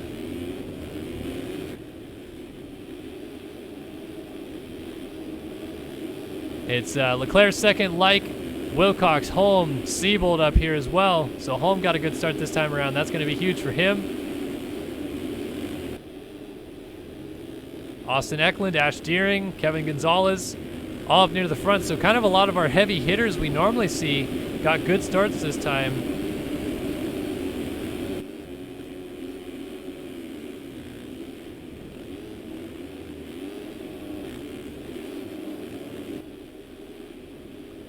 But Haley leading the way from Leclerc, and this could be huge for Haley to recoup some of the points he lost in the first moto. Ended up losing 5 points there, so now provisionally 15 points down in the championship. But honestly, Leclerc seemingly is much better in the first half of the moto, so this is going to be an interesting kind of a dogfight here as Haley tries to defend from Leclerc, who seems like he's got the track pretty dialed for the first 15 minutes.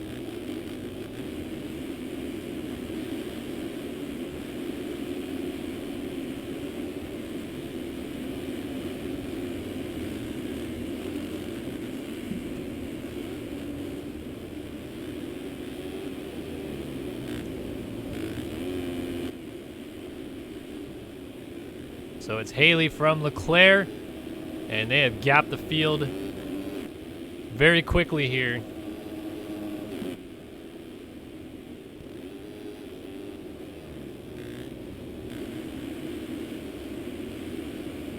Big gap already, actually. Kind of astonishing how big the gap is. I'm kind of surprised it's like a 5-second lead as they complete lap number 1.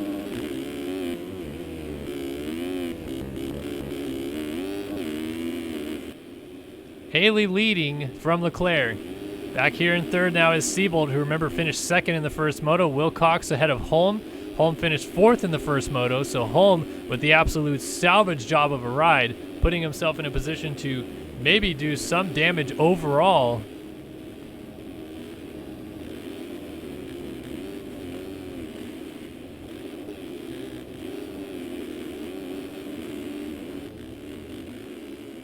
Got to get around Wilcox, and then he can set sail after the front 3 potentially. And then we'll have the same top 4 from the first moto as we will have in the second moto. But Wilcox is no slouch up here with a good start. Knows how to run the pace of these guys. He's going to try to do his best. Uh-oh, Siebold sideways, and he's down. So Wilcox just avoids him. Holm also just going by, and Siebold's going to get going behind Cohenauer, and Peter Leicht also going by through as well. That is Deering, I think, on the 20 that's behind him, coming over the table next.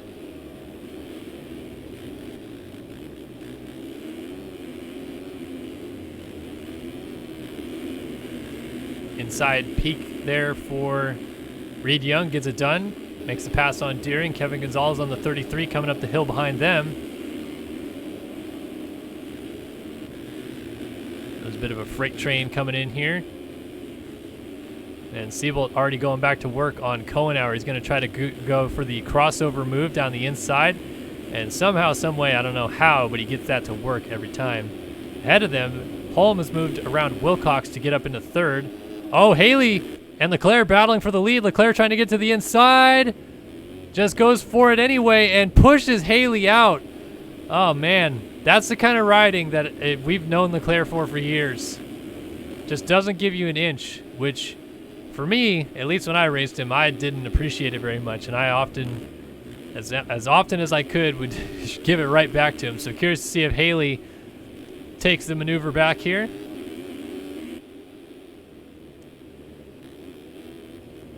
Obviously, Haley was quite a bit faster than Leclerc in the second half of the first moto and took the lead with about 2 minutes on the clock still to go. Unfortunately for him, he also crashed just moments after that, and that cost him the Moto 1 win, which he almost stole away from Leclerc, just straight up coming up and passing him.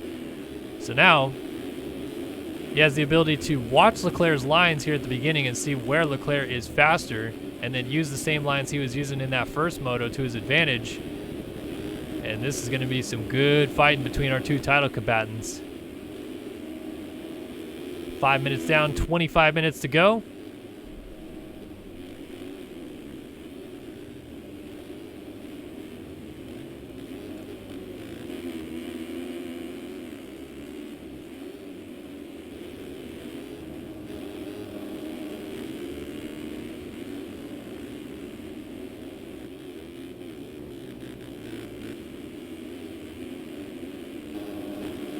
So Holm now up into third, and up the inside of Wilcox goes Seabolt to move back up into fourth.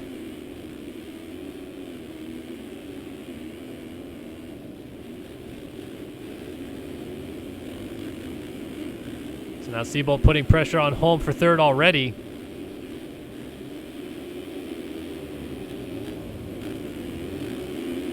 And this little three-rider train battling it out for third right now, as we'll try to keep an eye on what's going on out front. And Colton Mitchell, his awful night continues. No points in the first moto. Once again, sitting outside of the points here in this second moto, and pretty much watching his championship hopes fade away. Seabolt around the outside of Holm, not able to get it done, and Haley was down. Haley just getting up from a crash on top of the Holy Schmidt jump at the bottom of the before the finish line jump there. And Seabolt finally makes the pass stick on Holm. So now Holm trying to settle back in. Leclerc has opened up a big gap, and Seabolt goes down. Well, he actually stayed on the bike, but he did slide out.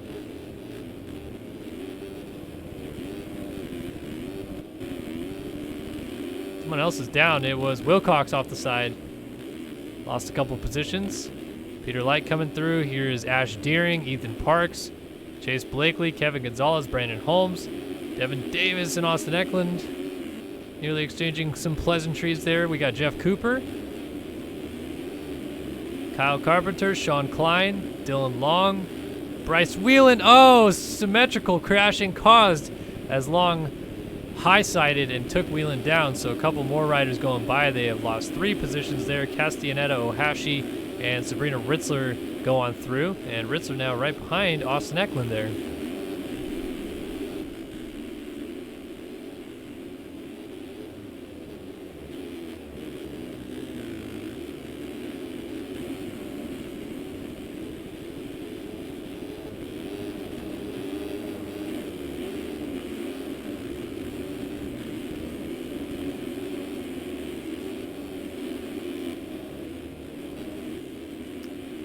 All right, peeking back up front, Leclerc from Haley, Holm, and Seabolt continue their battle. They have just been battling for the better half of the first part of this moto.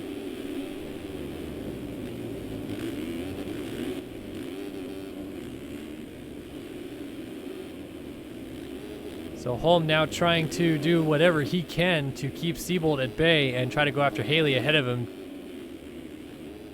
Trying to get as many points as he can as well. All these guys, though, need to start beating Leclerc, and it's just not working out in their favor. Leclerc seeming to always get the better half of the stick, essentially.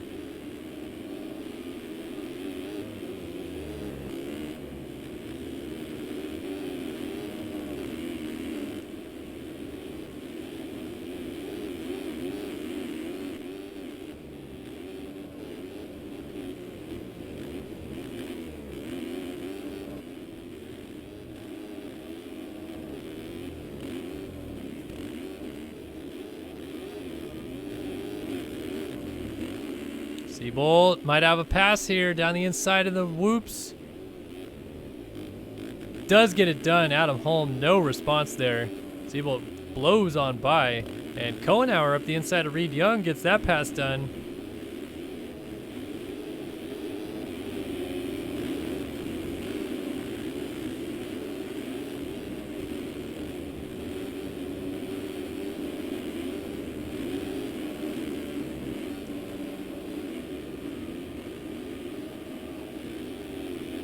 Oh, Reed Young almost looping out there. Gotta be careful.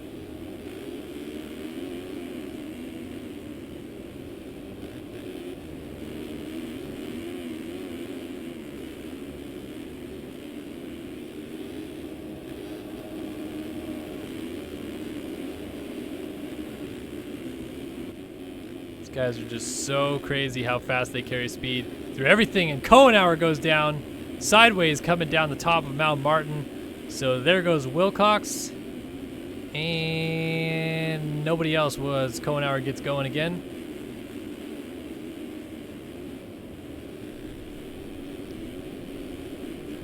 Peter Light coming down the hill alongside Ethan Parks. Battling it out with him. Chase Blakely's mixed in as well. And Blakely, remember in that titanic fight between Eklund and Castellaneta coming to the line.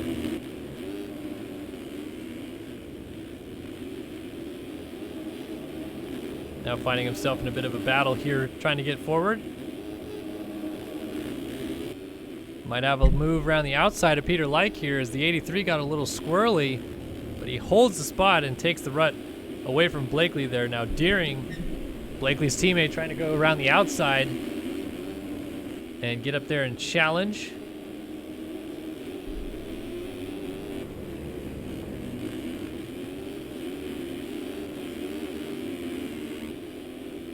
Good little fight here, though, as they work their way by the mechanics area. Third of the way into the moto, as we're about 11 and a half minutes in at this point into this 30-minute plus 2-lap race.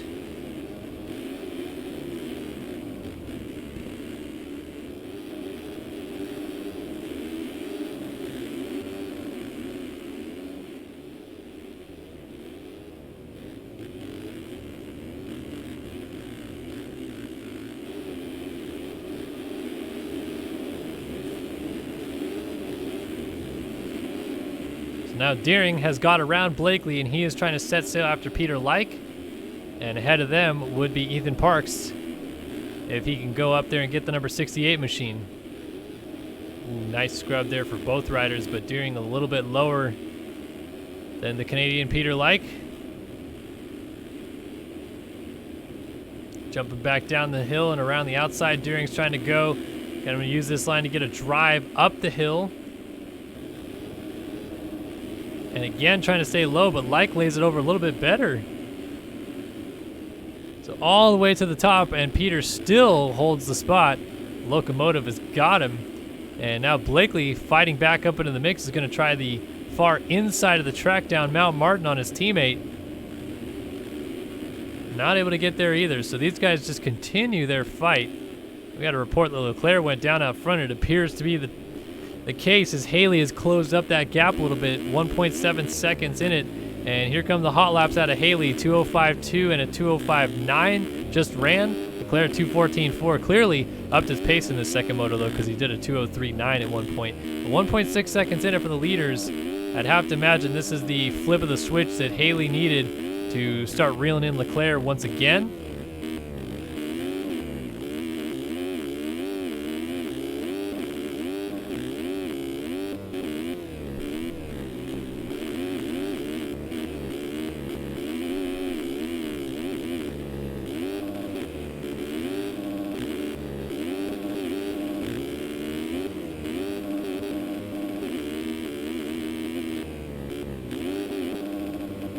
Got it under a second now. Let's see what happens on Mount Martin, whether or not Haley can get a better drive. He seems like he's really feeling the flow right now. Gonna go to this outside line, which loses him some time, but then it affords him the ability to lay it over a little bit better and keep the power down. Seems like Leclerc actually gained a bit of time, but that's Leclerc. He can just get such good power out of the bike. lugging it so much.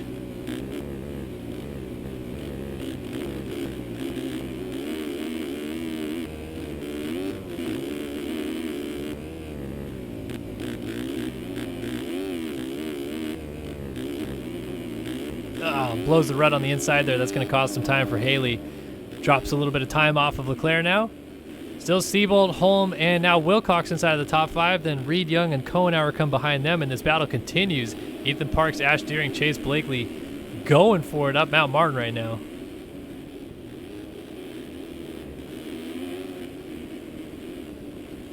Again, Blakely's going to try this far inside line. He's just following Parks down the hill. Deering likes his outside option. Kind of swoops in, but does not hook that preferred middle rut that all those guys take. So actually, just as much time as he gained on Parks, he lost it back a little bit, but really nothing in it between the three. Really good battle here for P8. Deering again trying to size something up, just laying it over on these tables, trying to get the power down up the hill. Might actually have something done here as he jumps down the inside. Parks tries to hold it on around the outside and almost contact, but Deering does make that pass and then immediately falls. Oh, you hate to see it. So Parks continues on. Oh no, Parks, I'm sorry, is down before the finish line jump. So Like is going to go by as well. So Parks drops from 8th to 11th. Like moves up to 10th. Deering is now 9th, and Blakely is up to 8th behind Reed Young in 7th. 6th, Kohenauer, Wilcox, like I said, in 5th. And I hate to lose track of this battle for the lead. Let's do a really quick top 20 rundown. We haven't done one all night, so might as well do one now. And this one's brought to you by Ride365.com, title sponsor of the series and your one-stop shop for gear, hard parts, and many other things. Ride365.com will have you covered. Head over there today, buy something, and if you email them, tell them that the MX Simulator crew sent you, and maybe they'll hook us up again next year because they're a good company to work with. As Alexis Leclerc continues to lead the way on the Rockstar Husky, the number 1, the defending champion, away from Jack Haley on the number 2 JDR machine. 3rd right now goes to Jeremy Siebold on the Rockstar Husky, number 19, and 4th is Adam Holm trying to pick himself up from a crash here. Number 17, atom.com rider, coming down the hill just ahead of Thomas Wilcox on the C4 Designs TM Factory Racing, number 27. 6th for Jeremy Kohenauer on the MV Films, number 13 ride ahead of Reed Young on the number 42 machine in 7th. 8th is Chase Blakely, the BPC number 21 rider, holding it down ahead of his teammate Ash Deering, who runs 9th on the number 20. And 10th goes to Peter Like on the MV Films, number 83. P11, the SYS FamiMX Racing ride on the 68. It is Ethan Parks ahead of Sean Klein on the Evergood, number 10 in 12th. 13th for Brandon Holmes on the Rival Decal, number 62. 14th, Devin Davis on the number 30. I believe he's on Mad Cape now. He's still using Takatoji skins, though, as he told me. Austin Eklund is in P15 on the Odyssey MX, number 37. 16th, Lewis Williams on the SwapMotoLive.com, number 193. 17th, Kyle Carpenter on the number 43 Tagger Designs machine. 18th for Jeff Cooper on the Hemlock, number 89. 19th for Sabrina Ritzler on the Whip Style, number 82. And 20th, the final points paying position currently being held by Kevin Gonzalez, Privateer Island, lifing it out here on the number 33. That's a top 20 rundown brought to you by Ride365.com. Back to this lead battle, though. Don't want to miss it. Haley once again has got it down to about a second. And just as we go there, he lays it over in the corner and loses all that time back again. So Siebold and Wilcox now ahead of Adam Holm. So Holm seemingly does better charging through the field than he does getting a good start, because he's going to finish either in the same spot or one spot worse at this point. Reed Young has Blakely peeking up the inside. He's going to go through. Blakely and Deering trying to freight train to the front together. BPC teammates there.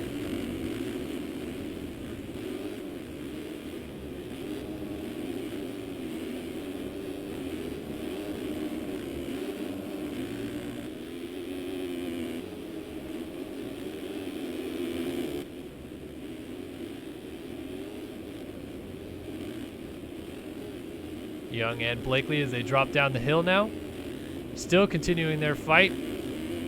Creeping up on the final third of the moto here as 19 minutes are behind us. Still 11 minutes and 2 laps to remain in this one. And we'll see whether or not some of these passes and these close battles commence as Young peeks down the inside and looks like he's going to get that pass done on Blakely. Blakely's certainly going to fight back down on the inside of Mount Martin, but Young swoops in around the outside to hold the position, and back to the drawing board goes Chase Blakely on the BPC ride. His teammate Deering still right there as well. Sean Klein looks like he just got around Ethan Parks at the bottom of Mount Martin, so keep tabs on them, but this battle continues to rage.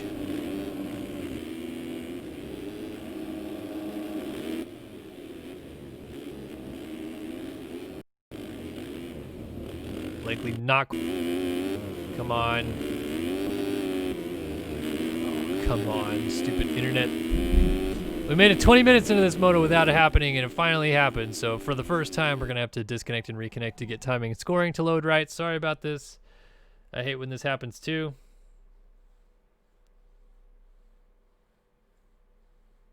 All right, let's peek back up front.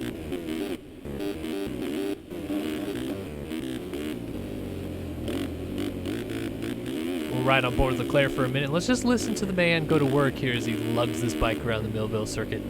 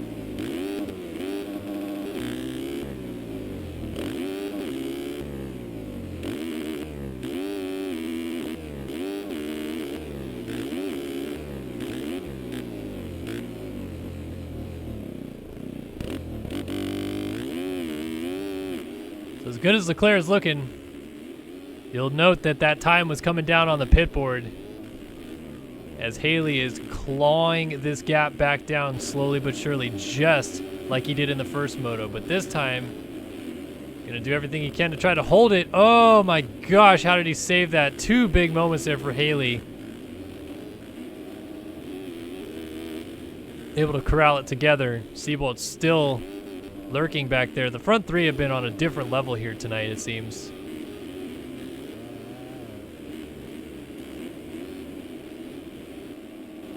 Really not a lot of battling going on through the field. Maybe this one, Lewis Williams and Kevin Gonzalez going at it, is your closest one to watch at the moment. But even that, it's not exactly a battle. It's just that they're closer than anybody else.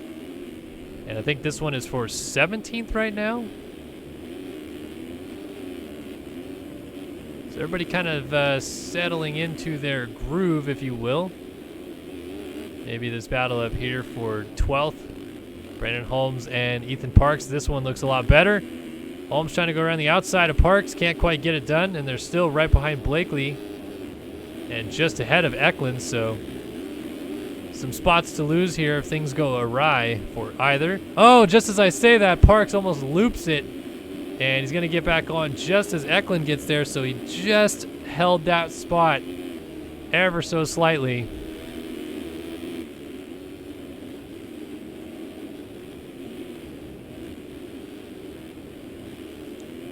On the left side of the downhill goes Eklund. He's going to try to swing outside and get the drive as Holmes goes down. So Parks and Eklund both get a spot, but they will continue to decide this position amongst each other all the way up Mount Martin. Eklund trying to apply that pressure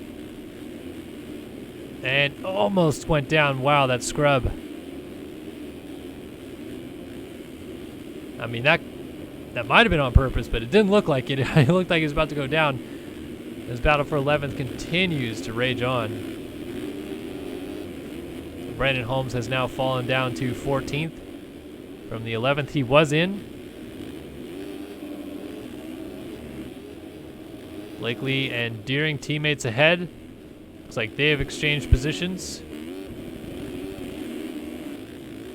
Sounds like somebody was just down, but it was not a front runner. Is it still Leclerc out front? And 4.4 seconds in it between those two still. So let's go back to this battle. Parks and Eklund.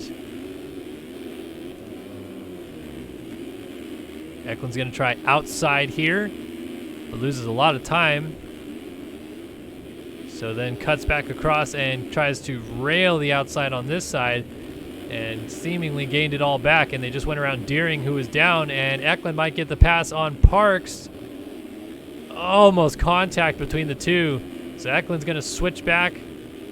But then he missed the inside double. So here comes Deering down the inside.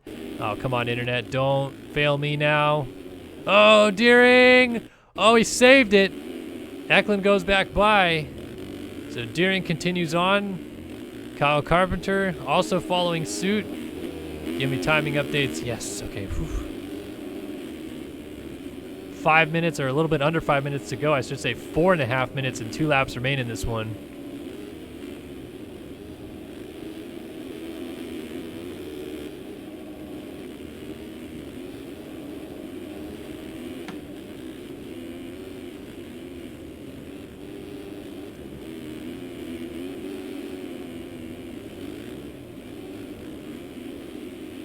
Eklund trying to close that gap back down to Parks. They've lost touch with Blakely. Meanwhile, Sean Klein has reeled in Reed Young. So Sean Klein consistently getting better the entire moto. Pressed the wrong button on my controller. Apologize for that. But Klein definitely getting consistently better this entire moto. Started outside of the top 10, has worked his way up into the top 10, and is now trying to move up even higher. Going around Reed Young for 7th, maybe. Not too far off Kohenauer for 6th either, as he's going to get Young, who goes down. And here is Kohenauer at the bottom of the hills. A lap time check real quick. 14.3 out of Kohenauer. 2.89 and a 2.093 out of Klein. So Klein, at least that lap, Kohenauer may have had some mistakes. But that lap last time by, it was Klein really reeling off some time there against Kohenauer. Gap check out front, 3.8, so it really hasn't changed too much. Coming up on 27 minutes into the moto, and Haley's starting to run out of time where he can steal some points back here in this championship fight. If he gets Leclerc, it's a 12-point championship lead. If Leclerc holds him off, it is an 18-point championship lead for Lexus Leclerc. So obviously Haley would much prefer the 12 to the 18. And Seabold, who was fairly close to them, now 19 seconds off of him. So really, Haley has the ability to throw caution to the wind if he wants. Whether or not he will, well, maybe he will. 2:04.5 resets his best lap of the race. Still not the fastest overall time. That was done by Leclerc earlier on in the 2:03s. But yeah, that gap came down a lot, suddenly into the 2-second range and continuing to drop. So Leclerc, and ooh, talk about a rough time to hit lap traffic. Leclerc is coming up on him, and in a hurry, down to 2.3 seconds. Look at that group in the sand whoops right now. I mean, it is 7 guys in a bunch coming back the other way right now on the left side of the screen. And that is all people Leclerc is going to have to hit first, as Haley is just sawing time off. So reminiscent to what we saw in the first moto, where Haley tried to close that gap down on Leclerc, got him, and was leading the race really late in that one, and then fell with coming to the 3 laps to go. Pretty much exact same scenario here, although this time Haley's saving his charge, it seems, for a little bit later on. Maybe doing himself a favor there so that he can get Leclerc and not have to worry about holding him off for too many laps. Down to 1.6 seconds. It continues to come down. Oh, Leclerc was down with some lap traffic. That was a Cowie. Oh, who was it? Peter Leik and Sabrina Ritzler coming down the hill. They got together, it seems, and Leclerc loses out in the end as Haley takes over the race lead. And as it turns out, it is a carbon copy of what we saw last time, because Leclerc is about to come to the 3-lap board with the race lead again. But But this time, he's going to try to not fall all the way down to third in the process. So 3 laps to go. There's going to be 30 so seconds on the clock as he crosses the line this time by. So it definitely has 3 laps to go. They're not getting to the flag one more time before the 2-lap board comes out because time has expired. So this is all on the chin now. Leclerc has got to catch back up to Haley to try to win this thing, which just like Haley, Leclerc can throw caution to the wind because his teammate Seabolt too far back at this point, 23 seconds off of Leclerc. So really down to Leclerc and Haley, but Haley has opened up a pretty good gap at this point.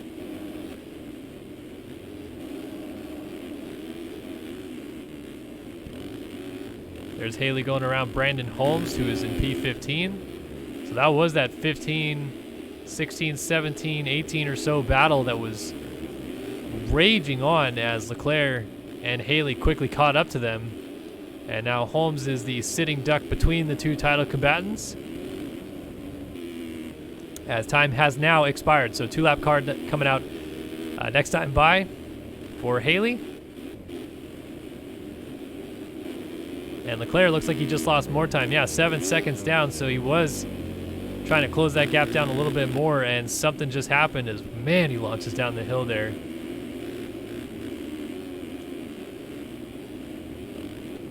So next up, he's trying to lap, I think, Kevin Gonzalez on the 33. And is that Jeff Cooper on the 89 as well? It is Jeff Cooper, so he just goes around both of them. I think they were already lapped, but Leclerc just had a mistake. Uh-oh, Seabold off the track. No harm, no foul. He's got a pretty good gap on home.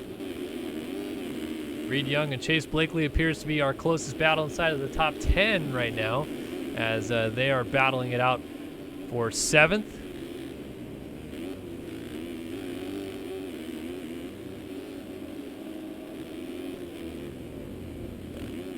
And it's 2 laps to go out front as Haley checks in. Blakely through the rollers, trying to hold off Reed Young. It's not quite the results I think Blakely wanted today. But this is going to, I think, for him be an okay day because his riding has been pretty solid most of today. Either started up front and stayed there, or started outside of the top 10 like he did in this one and charged up there as Young goes down behind him. That is going to give Sean Klein a position. And Young gets going just as Ethan Parks and Austin Eklund get there. So a couple guys that are battling just outside of the top 10, well, actually battling for 10th, I should say. We had a fairly close mix of people battling 11 through 7-ish here. And then it's pretty spread out at the front still. Haley finally has that comfortable lead he's been itching for this whole day. And Parks once again trying to hold off Eklund. We've seen this battle already once this moto. Let's see how it turns out this time. Coming off of Mount Martin again.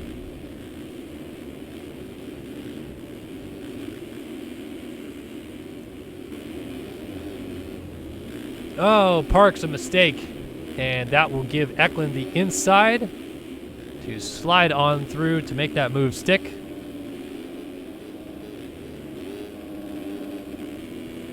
Eklund up to 10th. Parks back to 11th. Here's Deering trying to hold on to P12. Under attack from Kyle Carpenter. As back onto the track comes Ian Holm, but Holm is a lap down.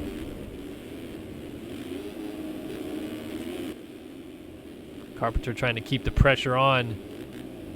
Deering ahead of him here.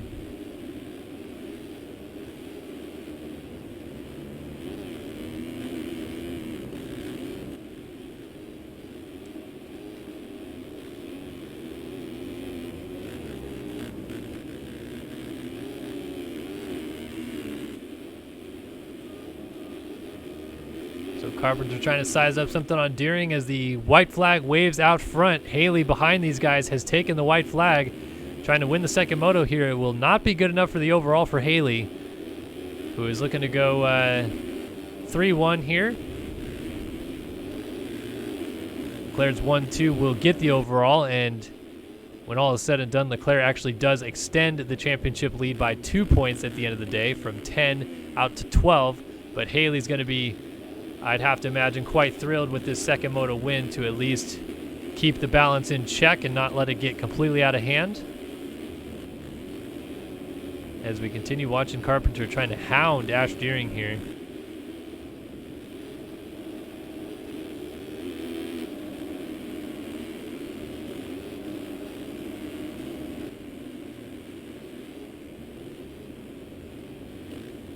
Just putting so much pressure there on the number 20, trying to force him into a mistake as they go up Mount Martin. Carpenter might have a better drive this time. And he lands a triple cleaner, so it really continues to be a much better drive all the way up the hill. This might be an opportunity for him to square off, get a better drive down Mount Martin, and do something at the bottom here. He's going to go outside, and I think he's going to get on the brakes hard and cut in. Yes, he will. Blakely reads it well and holds it. Carpenter elects to back out of the challenge, but he's still giving Blakely a good fight here. That battle is going to continue on because Haley behind them will not get to them. In fact, it's literally right in front of him. And as long as they stay on two wheels, they're going to have a whole nother lap to try to finish it off. Meanwhile, though, Haley keeps the points chase in check. Only 12 points in it between Leclerc and Haley as we move into the second half of the season, as Haley comes through the final corner, and Jack Haley wins Moto 2 of the Spring Creek National with a front flip to boot. But it's going to be Alexis Leclerc's day when all is said and done. 1-2 scores, overall win. Leclerc wins it at Spring Creek. Siebel going to end up third in this one. Holm goes 4-4 as it stands. Wilcox a solid top 5 in Moto 2. Cohenauer's got Blakely covered off. Klein has Reed Young closing up on him, so that's a battle to watch as Young kind of throwing some caution to the wind here on the 42, and he goes down. That's going to be a spot for Eklund. And, oh, Deering and Carpenter just nearly come to blows there. That was a close one. It looks like they've actually got around Ethan Parks, who may have gone down. So that's another spot for both of them. That puts Parks back in 13th, so this is the battle for 11th now. P11 and 12 right now on track.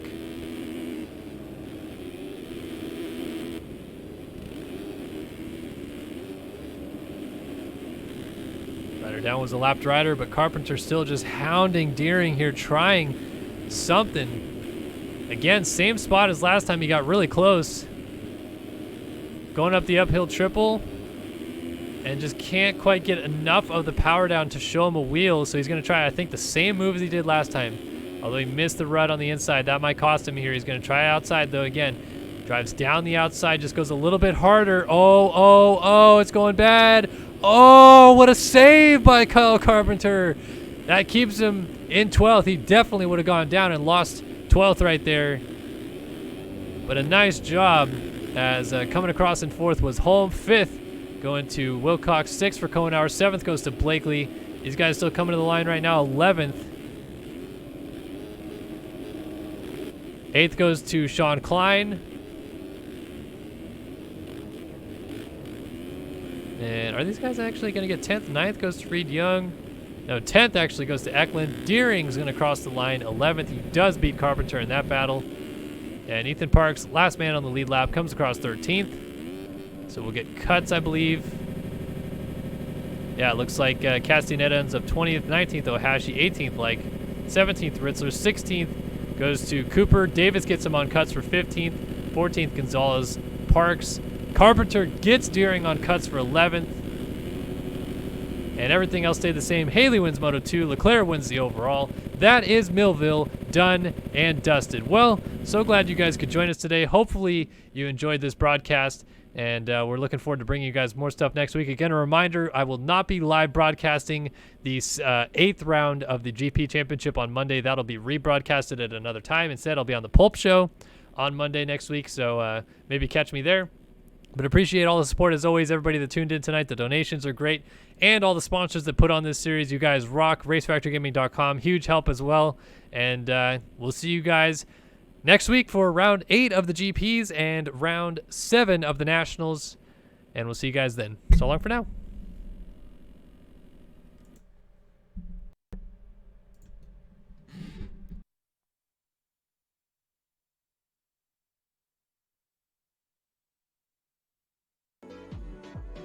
Can't